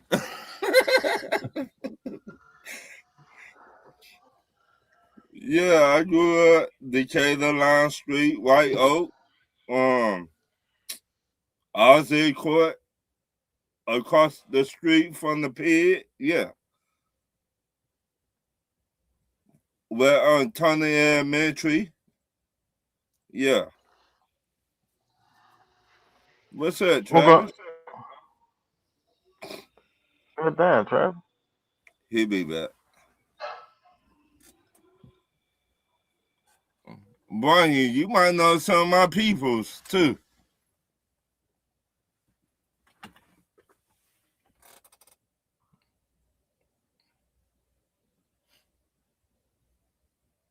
Let me find out if you the same Brian that I Hold know. on. Let's try this again. Yeah. Hey, Ron, man, you might fuck around and know the nigga for real.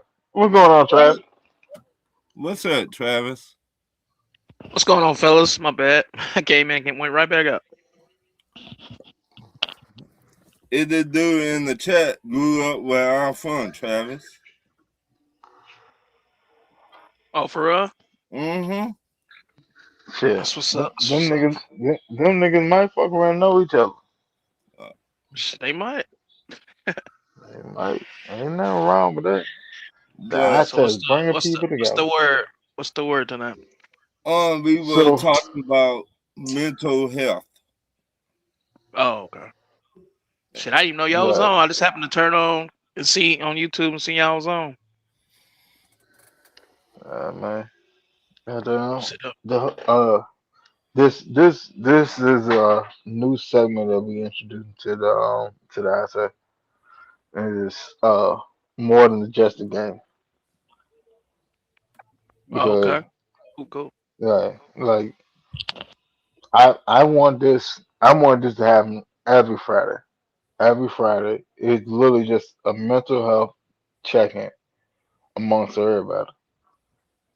Then what you done went throughout the week, how your week been, how you feeling, how the family going, da da da da da da, whatever. We need that more, actually, especially the black man. We definitely need that more because we Exactly. don't ever talk about our feelings with each other Yeah. Right. at all. Until that shit too late.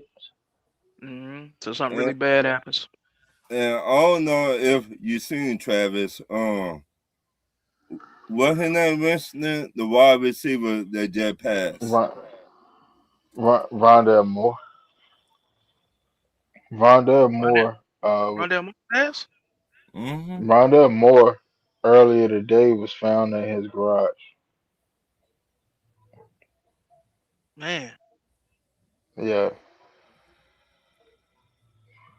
See what I'm saying? mm, Now this was something that uh me and John had talked about a couple of weeks ago, and I had we had been wanting to do this segment. We just couldn't find the actual time for everything to align right. But at this point, like it need the space need to be created because and for that on that point, I gotta apologize to everybody because I was more concerned about alignment than actually being there. Because if I was more about being there, I should have just went on and started the show and did the show by myself. But me and John's schedule weren't lining up for this type of show, and for that I apologize to everybody. But but we here now. We are here now, and what happened with Rondell Moore earlier is a tragedy. Same thing with Junior Seau and countless other players that just, if only they had, like, I'm not gonna sit and say that they didn't have someone to speak with. It's just more to the possibility of, well, if they just had one more person to speak with, that one different point of view, yeah, that's could crazy. that have helped? Could that have helped? Could that change the trajectory of the situation? Hey, you'd be And I said, surprised what you what people know, are going through, man, and who if they ain't got nobody to talk to, you'd be surprised. Right.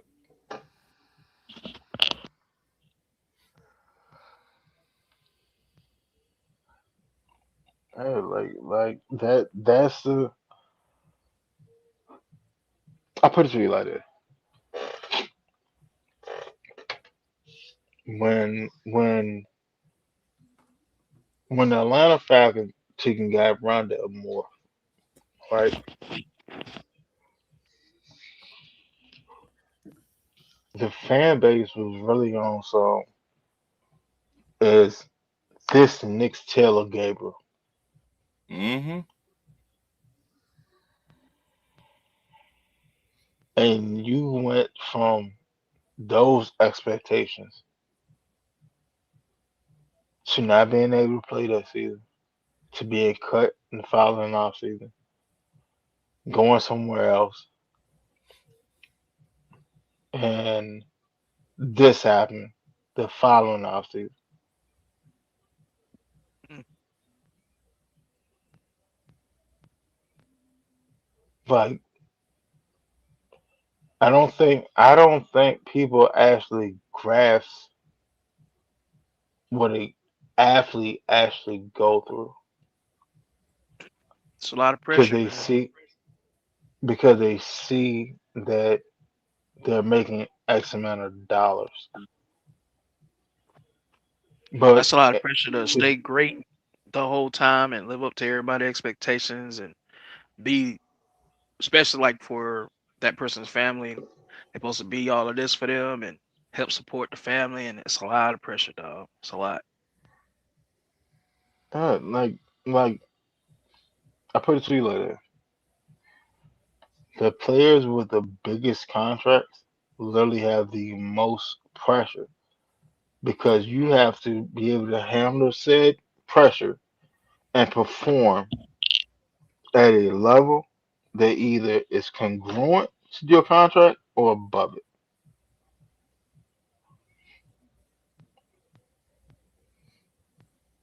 And as fans, a lot of fans literally just sit there and look at it like, well, he's getting paid da da da da. He's supposed to do this and in his sleep. Like, no, it's not like that. You know why? Because you're literally in a social media era. Little Susie Q can make a post on Twitter because you missed a free throw last night, and that shit ended up getting 30,000 likes on it, retweeted 20 some thousand times, and the casual fan is expect you to not see that. So you as a professional athlete, you're not supposed to have a life.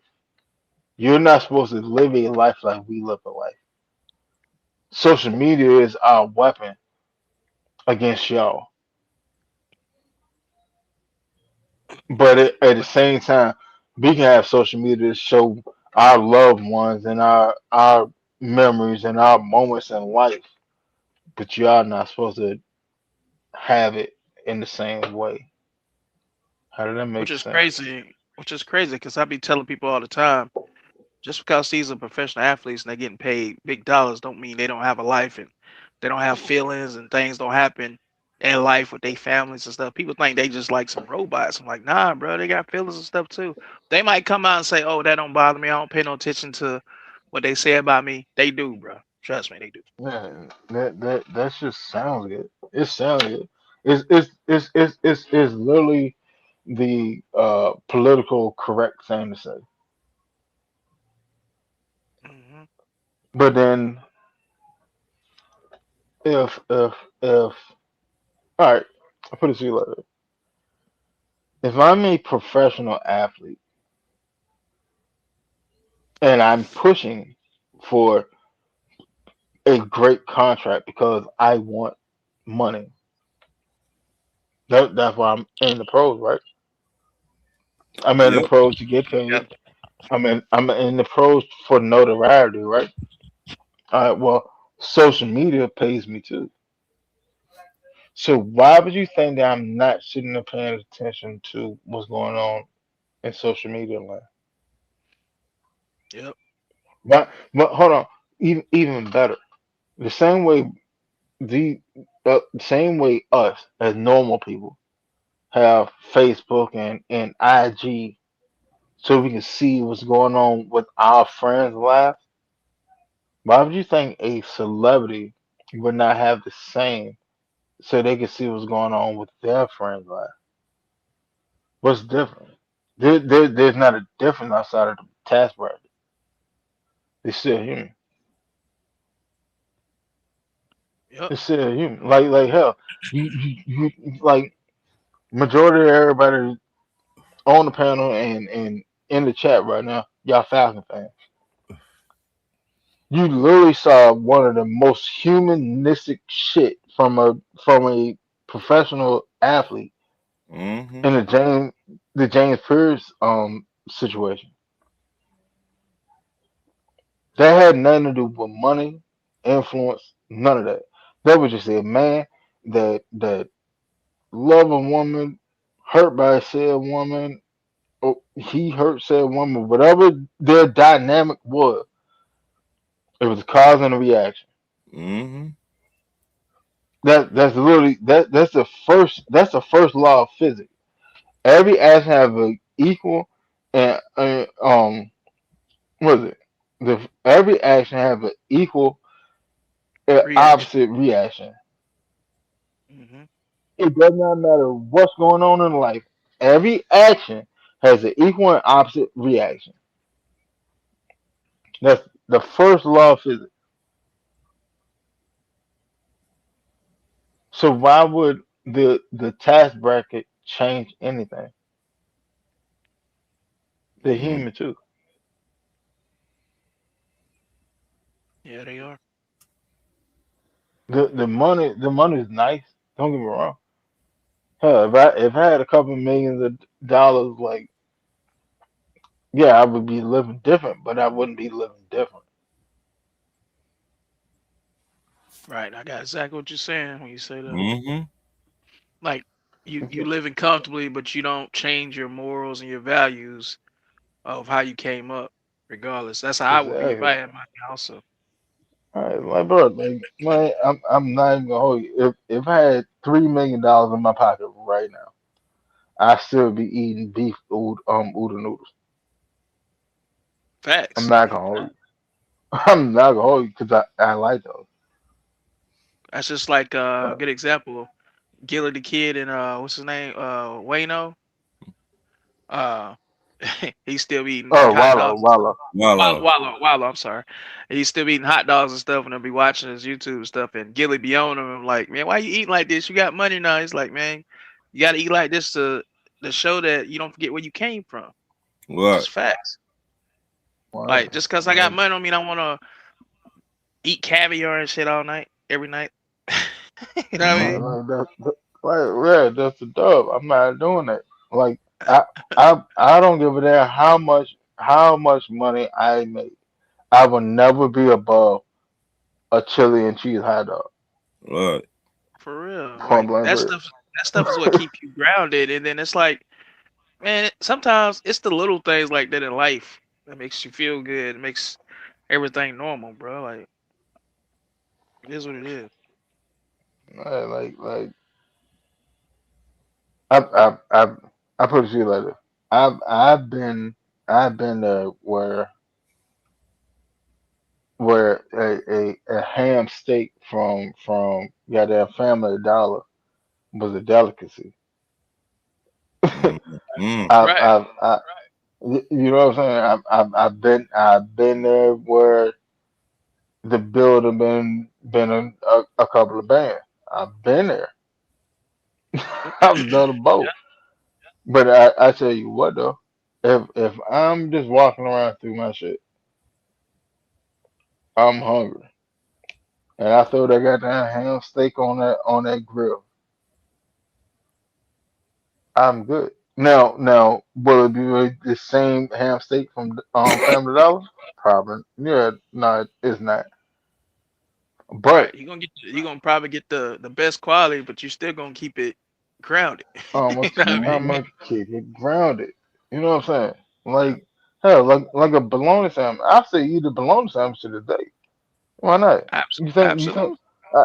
I, I promise you, I would never be above goddamn cutting a slit on both sides of that damn bologna so it lay down flat and cook evenly without that bubble in the middle. You know what Mm-hmm. I'm saying?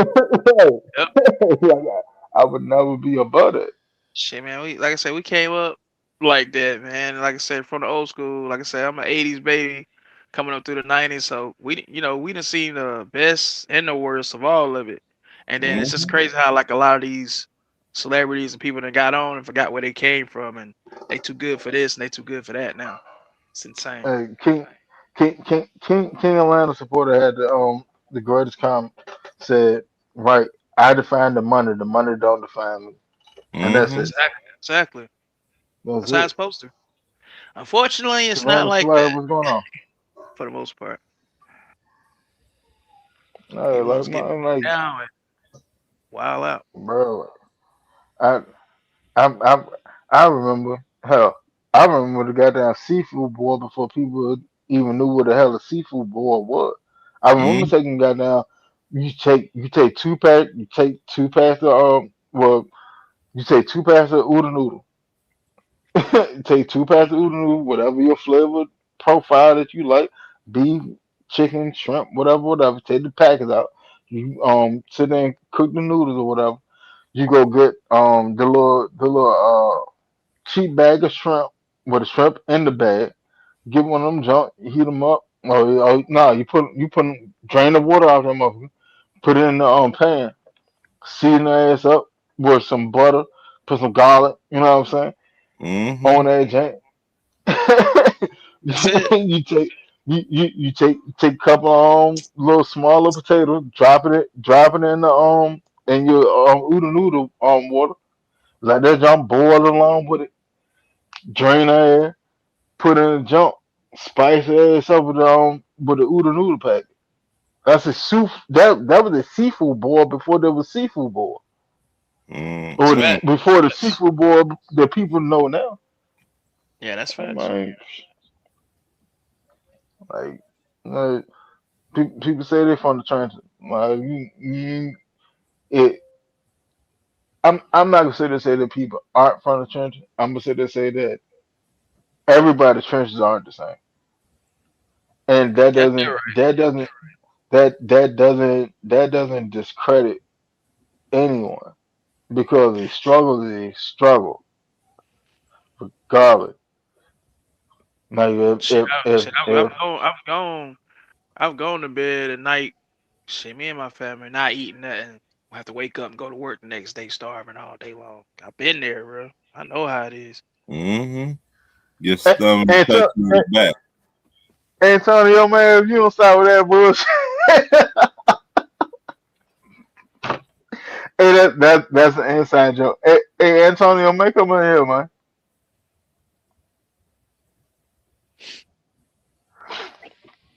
Yeah, no, man. No, man, shit, I done been there.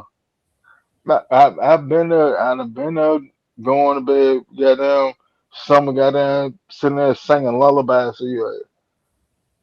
Like, I put it to you like that. I learned this when I was young.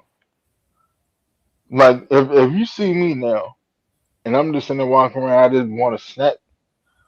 I go grab me a jar of peanut butter, put a spoon on it, on my birthday junk up, cause peanut butter stick to you. Mm-hmm. No That's it. bullshit. Peanut Shit, butter stick to you. I've done You don't that want to plenty cook. of nights. Well, I sit there up on the couch, cross my feet, sit there, eat peanut butter out of the jar, sit there watch TV. Like I don't need creme brulee every day. I don't know. No, no. Because like when you sit there when you sit there and eat the extravagant every day, you burn a hole in it. Yep. Like you can only do something all the damn time without without it without it losing its luster. Like yeah, you married a beautiful woman. You not sitting there having sex with this woman all damn day, every damn day before she lose her luster to you. It's not possible. Mm-hmm. Then don't get me wrong. Yeah, should definitely have a healthy sex routine or whatever. But if you just sitting on top of her every time you sit there and see her, that shit's gonna run its course. Gonna run its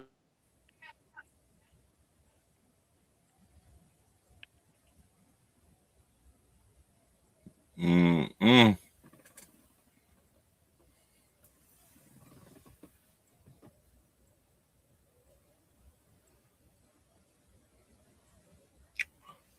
But Travis, Yes, sir.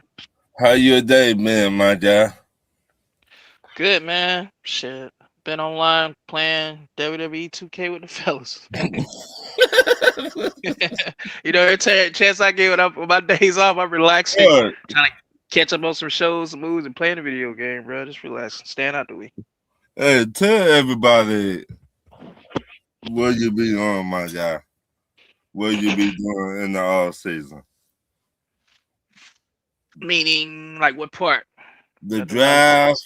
Oh, okay. and Just studying tape. Uh, try to find the best players available coming out for us, the Falcons. what? Finding some hidden gems that ain't nobody talking about. And trying to find some fits that we need. Um, I think I've been doing okay for the last couple of years up to this More point. than okay. But, Nah, more than okay. You 90% right all the time, dog. hold on, uh, what's say going that I'm on? trying to study, man. I told Travis, tell everybody what he be doing the off season.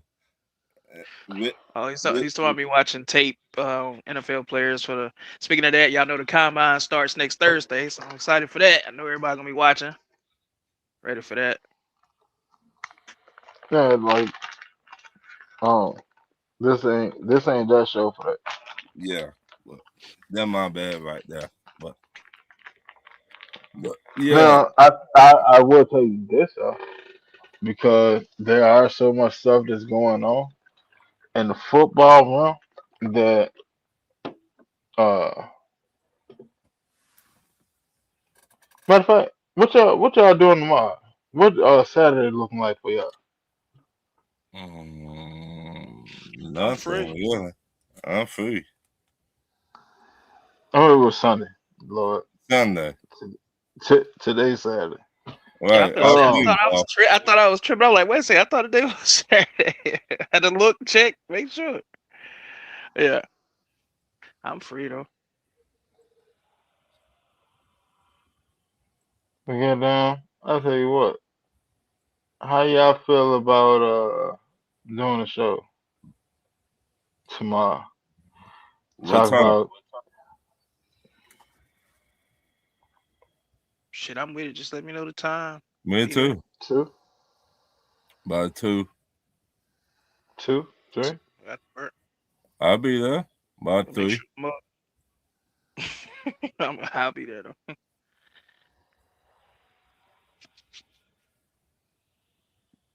I'm gonna get back to studying as soon as I get off here. I'll just I love I don't know, man. I just like it's fun for me. I like studying players.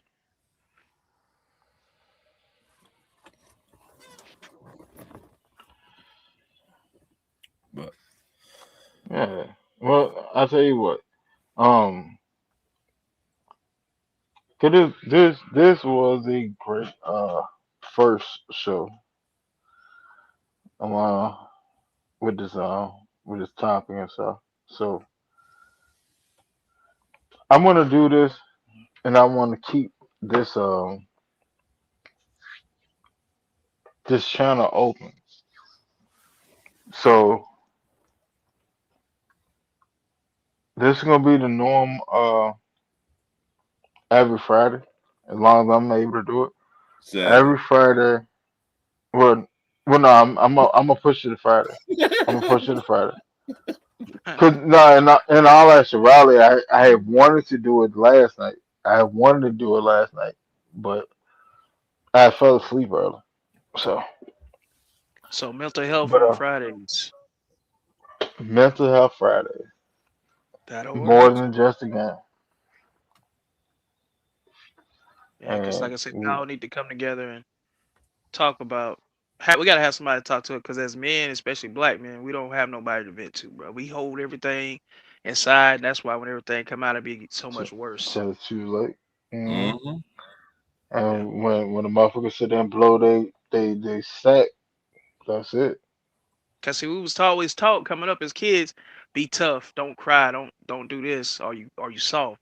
So we never could do that coming up. We had to hold everything inside pretty much. Right. And I think that was the wrong teachings, personally. But we come up with tough parents and stuff. That's how it go, man. Hmm. And then you socially unadapt. You're regulated to a point where you're not able to adjust because you're so gung ho in your training that you can't see outside of it. Yeah, And that's literally tunnel vision until you get to either a good destination or a bad one. Right. And that can't be life. And in all actuality, that what black men face on the daily, every day. And they don't see it because all they see is, well, this is what I was taught. This how I'm supposed to be as a man. exactly. We got to keep a smile on our face even when we going through shit. You got Mm-hmm. to work and all this, and we don't feel like dealing with nobody, talking to nobody. You gotta put that mask on every time you step out the house when you going through some shit. It's crazy, bro, but that's what we gotta do. And you have to because I put it to you like this: you can't have what you want in life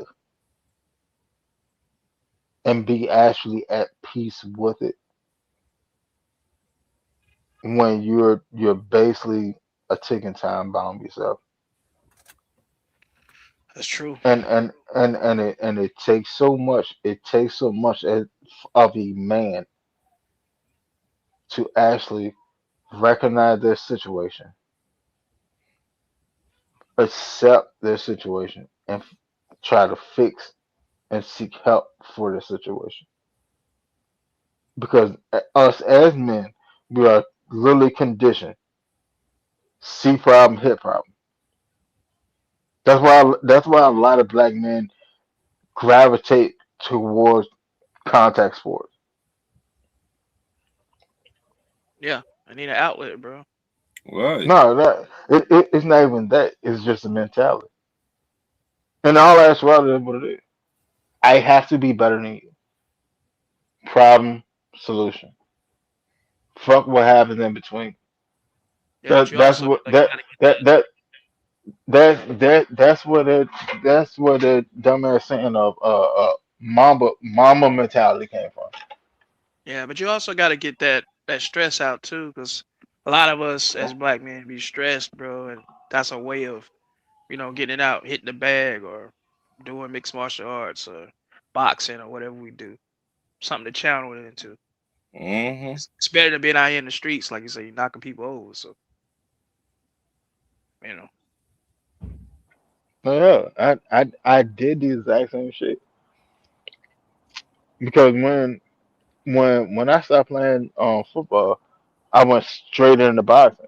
I literally went straight into the boxing, and I boxed for 4.5 years that's what's because up. I thought that was the natural progression of things. But at the same time too, though, I felt that I needed that thing that kept me alive as a man.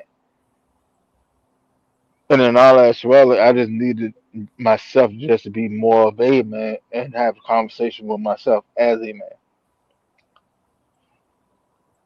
Yeah, Like black men are conditioned to maintain an edge over their counterparts.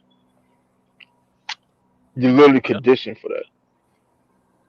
Instead of and to be honest, like this is why like Black Wall Street never worked. And many times they sat there and tried it, it never worked because there's always somebody on the outside that's stuck and hate it instead of trying to build what they fellow man. Mm-hmm. So they let the enemy in, and once the enemy got in, it wrecked everything. Yeah.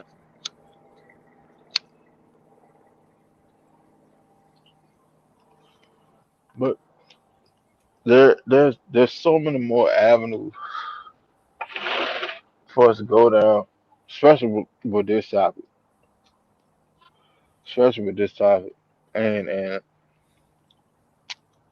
like I said, like with the access, like everybody family, man. Whoever comes through, you know what I'm saying, like y'all family.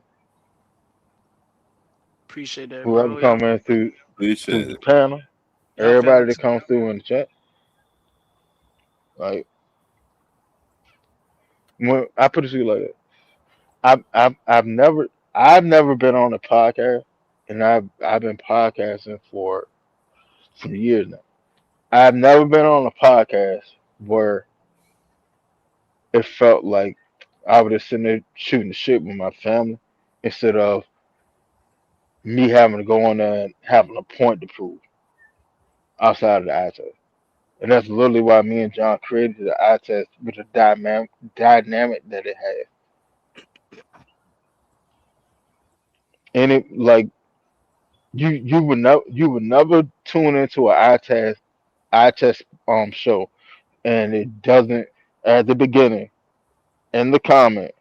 The very first thing you will see, unless somebody beat us to the comment, is the link to the show. Right. That's what's up. The door is the door is open to any and everybody. That's the same. That's the same on our show, man. On Pops and Henry Brothers. It's a family oriented thing over there. Everybody always welcome. Come on there and chop it up. It's like barbershop talk for football and everything else. And we have fun, bro. Same way. Everybody's family comes on. Treat everybody the same. And that's what it is, man. Like I know that when people have shows and things, like a lot of them have an agenda that they're trying to push, a narrative that they're trying to put out to the public.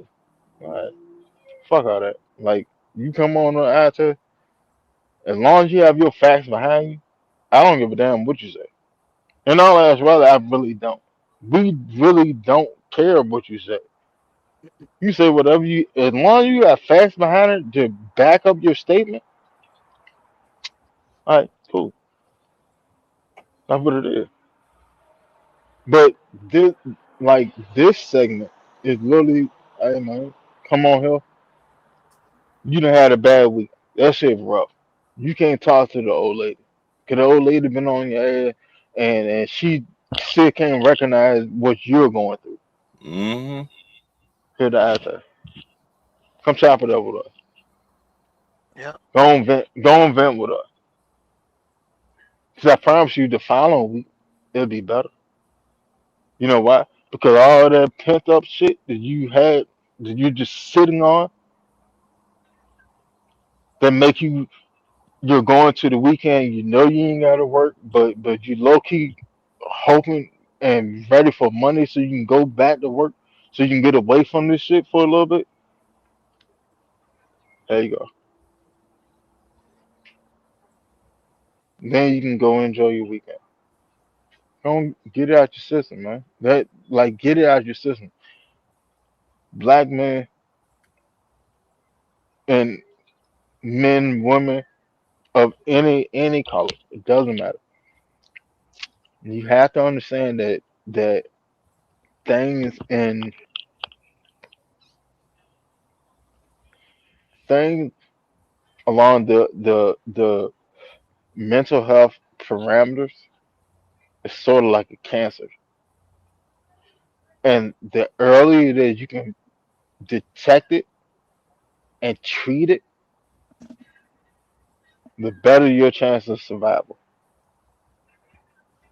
And people actually have to understand that shit because mental health is taking out so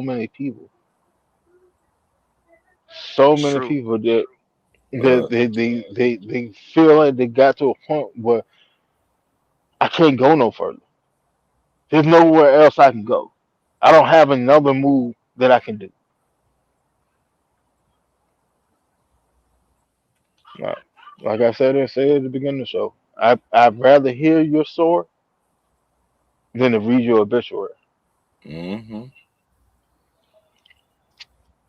That's some real shit right there. And that right there, that is not a joke to me at all. I'd rather hear your story than read your obituary. So, like I said, my name is Winston Thornton. You can find me on Facebook. Shoot me a message in my inbox. If you don't want to come on YouTube and talk about it, that's fine. Shoot me a message on in my inbox. We'll sit and chop it up. I promise you, I got you. But I don't. If we are able to help someone, why not be why not be a blessing to the world? Because at Mm-hmm. the end of the day, we all adults. We all in our 30s and 40s. If we can help somebody younger than us, won't they sit there and start helping the generation that majority of the world done gave up on? Mm-hmm. That facts. It should have trickled down effect. Just like people sit there and say, snowball roll downhill. And they sit there and say, shit roll downhill. Alright. Well, if our generation is full of shit, won't that roll downhill and Mm-hmm. affect the younger generation? So now they just have a shit pile. And no, man, we ain't trying, we ain't And that's moving like that.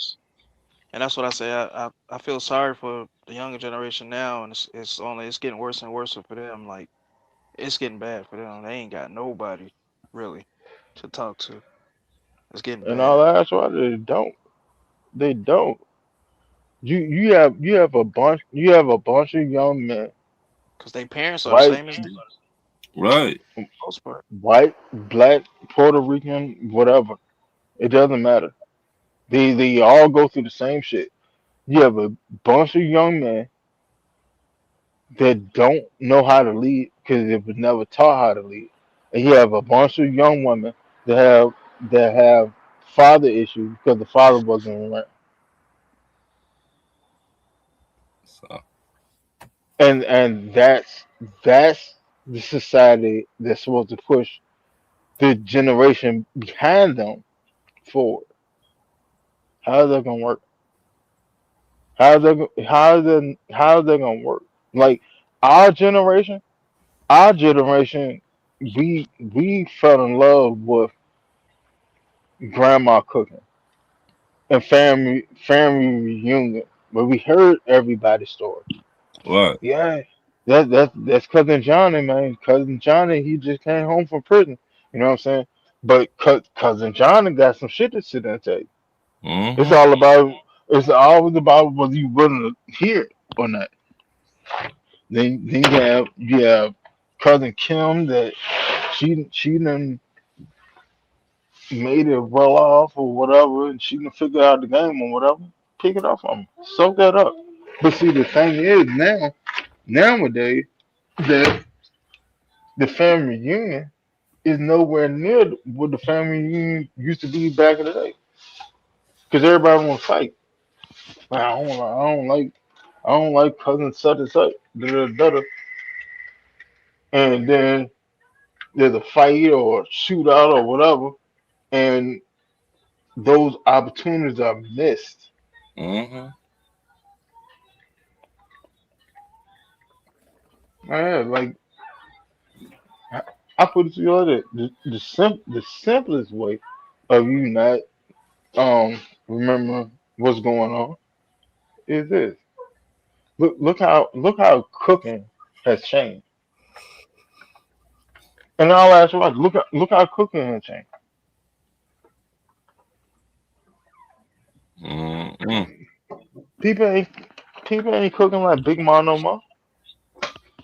Nah,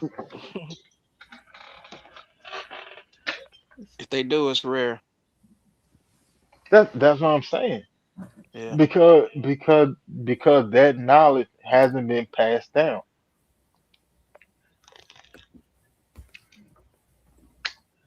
shit. The parents are the young kids' best friends now. They not their parents no more. They partying with the kids now. It's the base damn near the same thing. That's why I say it's lost leading the lost, bro. Right. You got Exactly.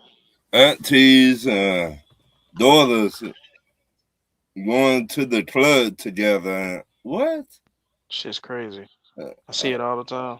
I said all the time, how you supposed to teach your daughter and you going to the club with your daughter? You can't. Like you Sleeping with the can't. same man, sleeping with the same man their daughter Right. sleeping with. The It's crazy. same dude. Uh, Oh no. hell, even if you ain't sleeping with the same dude, you sitting there sleeping with the same dude best friend. Right. That's it. Like how make it make sense. Make it make sense. Because in all actuality,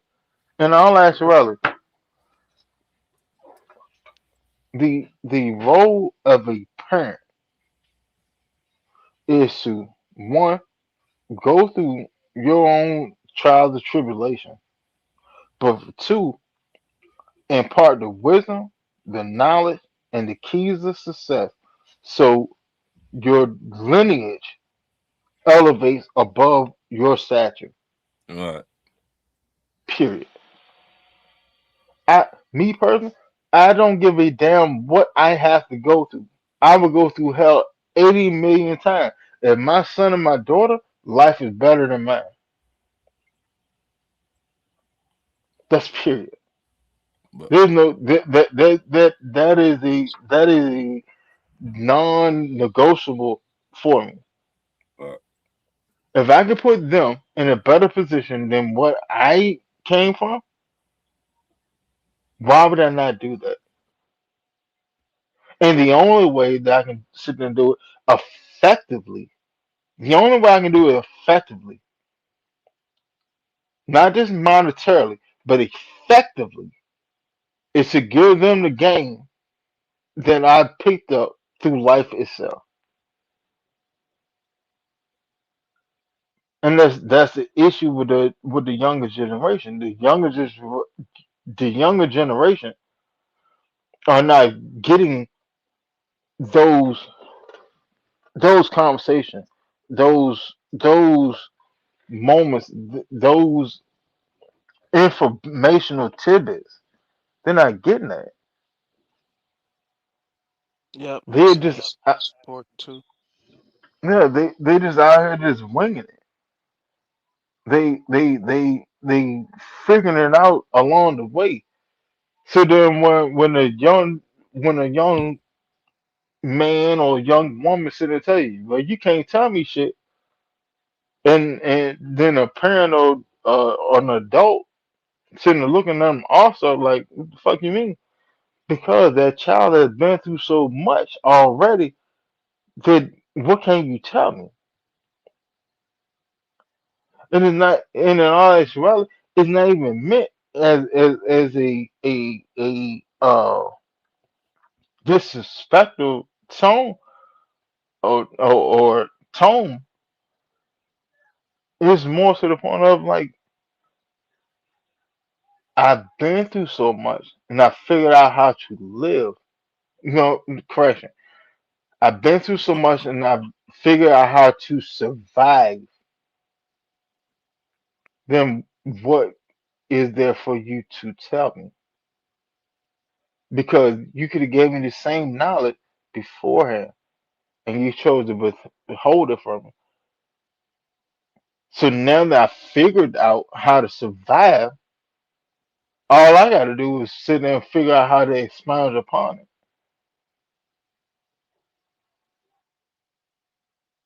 And that's how you have all these young men and young women sitting there going to jail because they don't know how to. They was never actually given the game beforehand. Yep. I say the blind leading the blind, bro. Yeah, like they literally figuring it out along their path. How did that make sense? Yep. Mental health is so much more encompassing than just the ideal or notion of mental health. It's so much more. It's so much more things that are encompassed by just that word, that verb, that adjective, that and to be honest, when we as a society take it from it being a noun to it being a verb, that's where we'll get more success. Make mental health a verb, an actionable word, and that's where the society will end up getting more success. Hmm. Right now, we talk about mental health as a noun. It's a descriptive word about a subject. A verb is an actionable word. Make mental health a verb,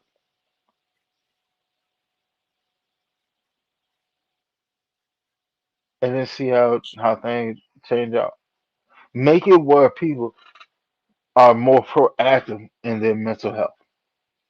Make it where people are. Well, I'm going through da da da da. Let me go seek help. When you make it a verb and take it away from it being a noun as a damn descriptive word to an actionable word,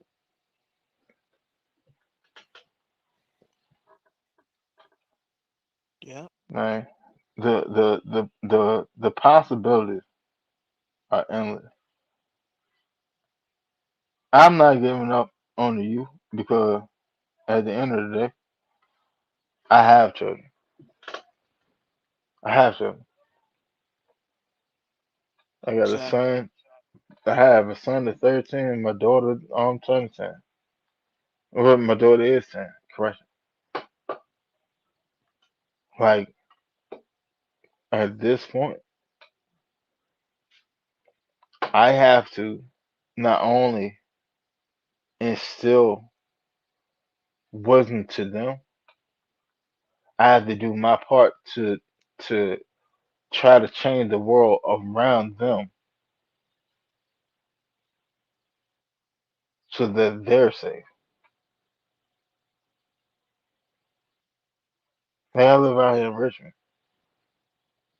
Last night, last night, no bullshit. Last night, we had a we had a mass shooting. 9 people shot, 2 people killed, 7 wounded. Oh, I heard about Richmond. No. Almost 100 shots let off. And the worst part about it, that's a normal Friday. Hmm.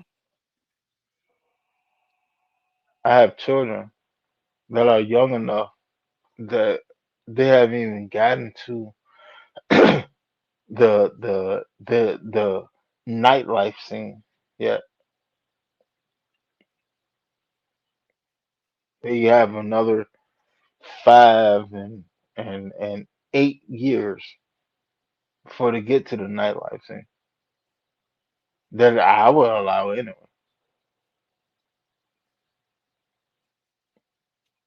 So what is the natural progression from what it is now to there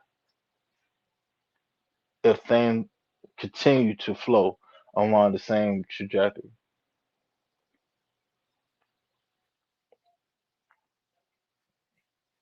Like But if I can reach some of these young whippersnappers and I can give them game enough to give them a different outlook or a want of a different outlook.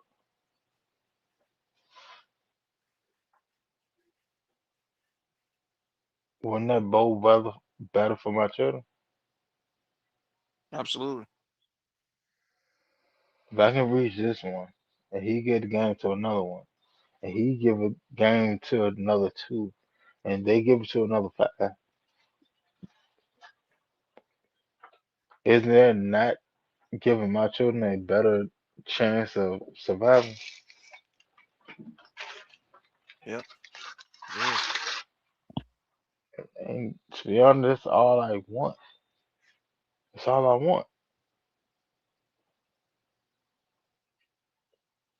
Like I said, I will go through hell for my children to live a better life than mine.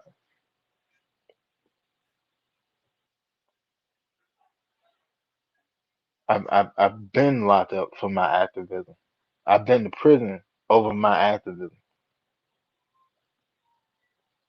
I'm not sitting there saying I'm Nelson Mandela, but I've done years behind my activism in the community.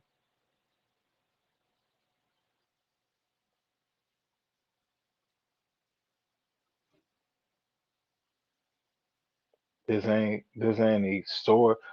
I mean, like you can pull up my record, you can see it. I've done years for my activism in the community.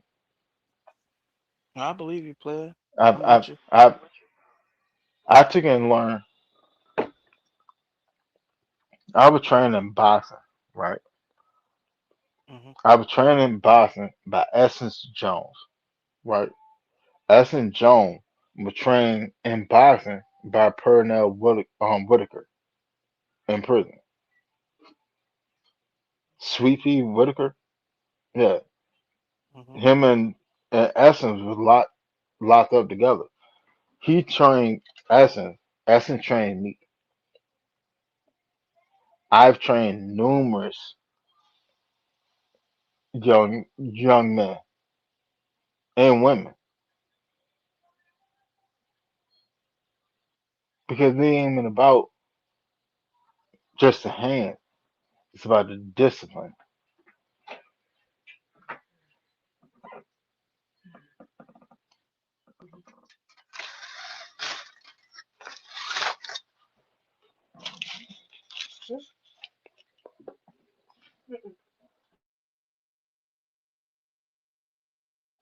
But yeah, man, this is a good thing that you're starting though on Fridays. Like I said, we need it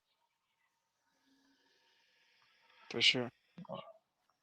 Uh, like when once you able, we're going on Craig Airport. Um, once you able to instill discipline, it makes the message that you're trying to get across a whole lot easier um to display and for it to hit home. Like that's literally why, like, all right, military. If you go to the military, the first thing they go sit there and do, they can put your ass through boot camp. You know why? Because they can put you in boot camp because they're breaking you out of your bad habits and make you susceptible to what they're trying to instill within you.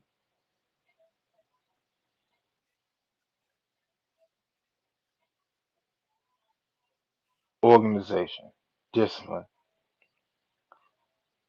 duty, self duty, protection of others, service to the country, These are things that are instilled in you in boot camp. Hmm.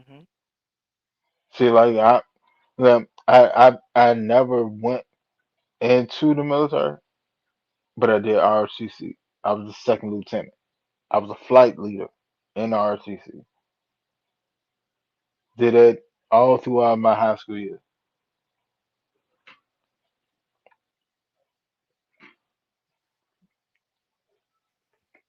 I get it. I get it.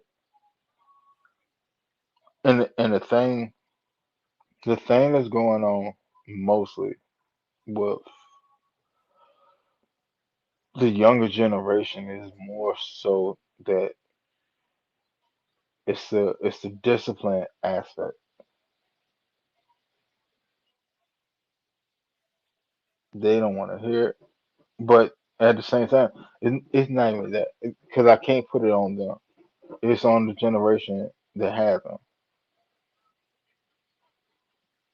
They they are allowing allowing children to be in a situation where you're literally just going through the motion every day.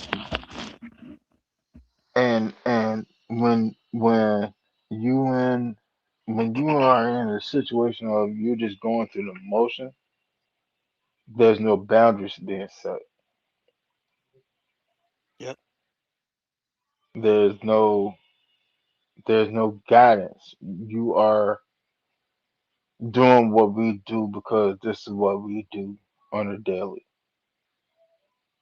So then when it gets to the point of when I need to correct you, you looking at me like I'm crazy because well hold on, where this come from?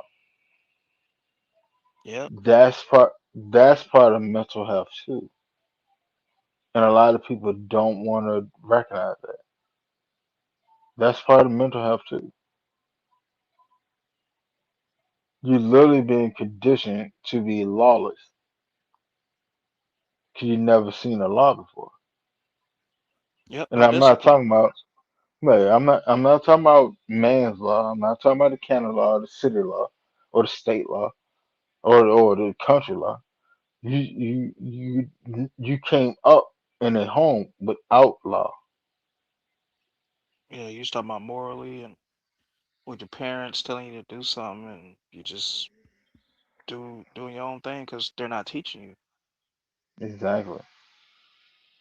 That goes to mental health too. Yep, it And does. a lot of people don't want to hell, I keep it a band with you. A lot of people do not want to accept the responsibility of them fucking their children up. But you actually are because you're not doing nothing to guide them to be better. You're allowing them to figure out you're allowing that child to figure out how to survive.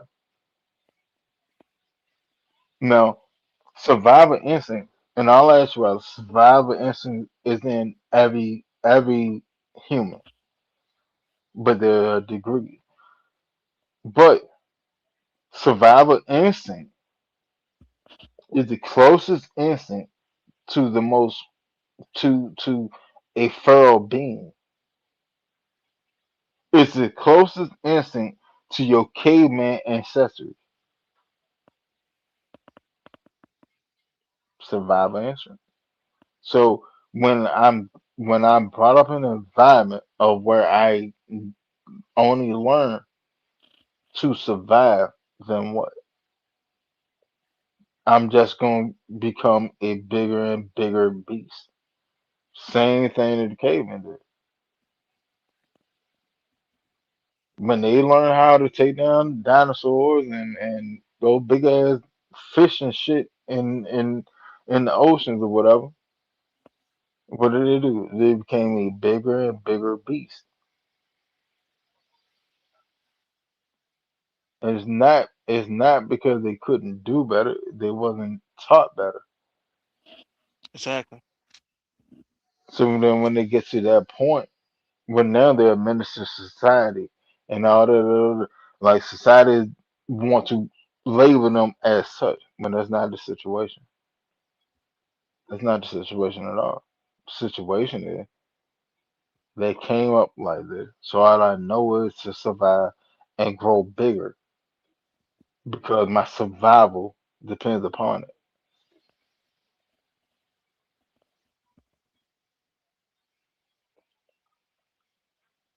That's like the president. I got all these nuclear bombs behind me, but I wanna denuclearize every other country. Sounds about right. Like I was just taught survival, so I just became a bigger beast. Yeah, the bigger bully on the block. That's all it is. That's all it is. But um, what is it? It's 108 now. Uh, I do want to keep going on this. I do, but say something this week. Travis, you got anything you want to put on? I mean, I think you about covered it all. And I think what you're saying, you right on money, right on point with what you're saying. Yeah, I disagree with what you're saying. I agree with what you're saying. We all need to get together and start talking about this stuff, cause um, all men, not just black men, but especially black men. Why I say that because we had talked the whole things in, and we got to get this stuff out some kind of way. So venting to each other is a good place to start, cause we never really had that like that, not as a group. So it's a start, and it will help. You know what I mean? So I'm with you all the way on that. Mental Health Fridays, I'm with it. But you know what I mean? Like you're a stand up man, I and appreciate your it. Try to input, be. yeah, your input on the scenario and stuff will be highly valuable. So definitely, like if you can come through on Fridays or whatever, Yeah, I let's come do it. through when if I can come out and I see y'all on or whatever, or just send me a message. I definitely come through.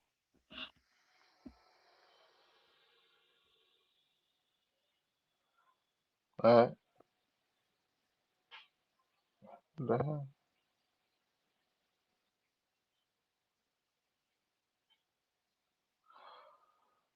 Well, I'm gonna shut this down for the Nizite. Travel, let everybody know where they can find you.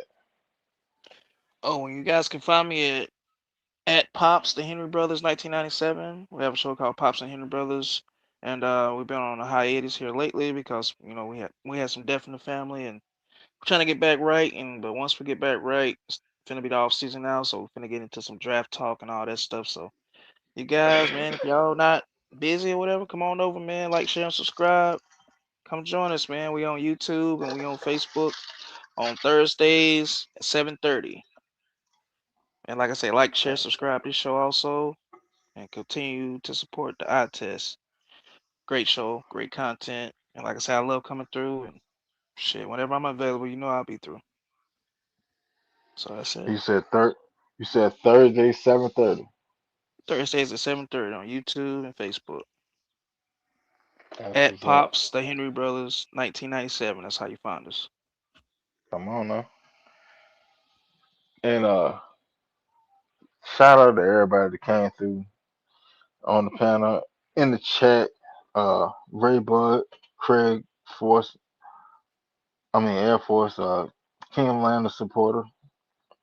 Um, Savannah Swag. You know what I'm saying?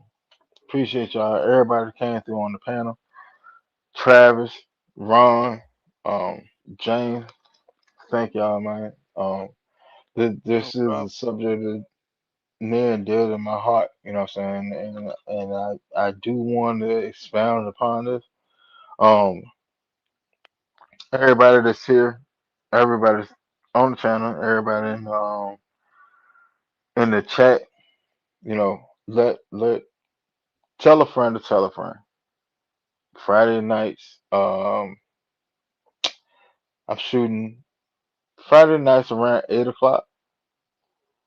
If that work for everybody, Friday nights around 8 o'clock. It's probably when we'll do the show. That way it ain't too late, and we can go ahead.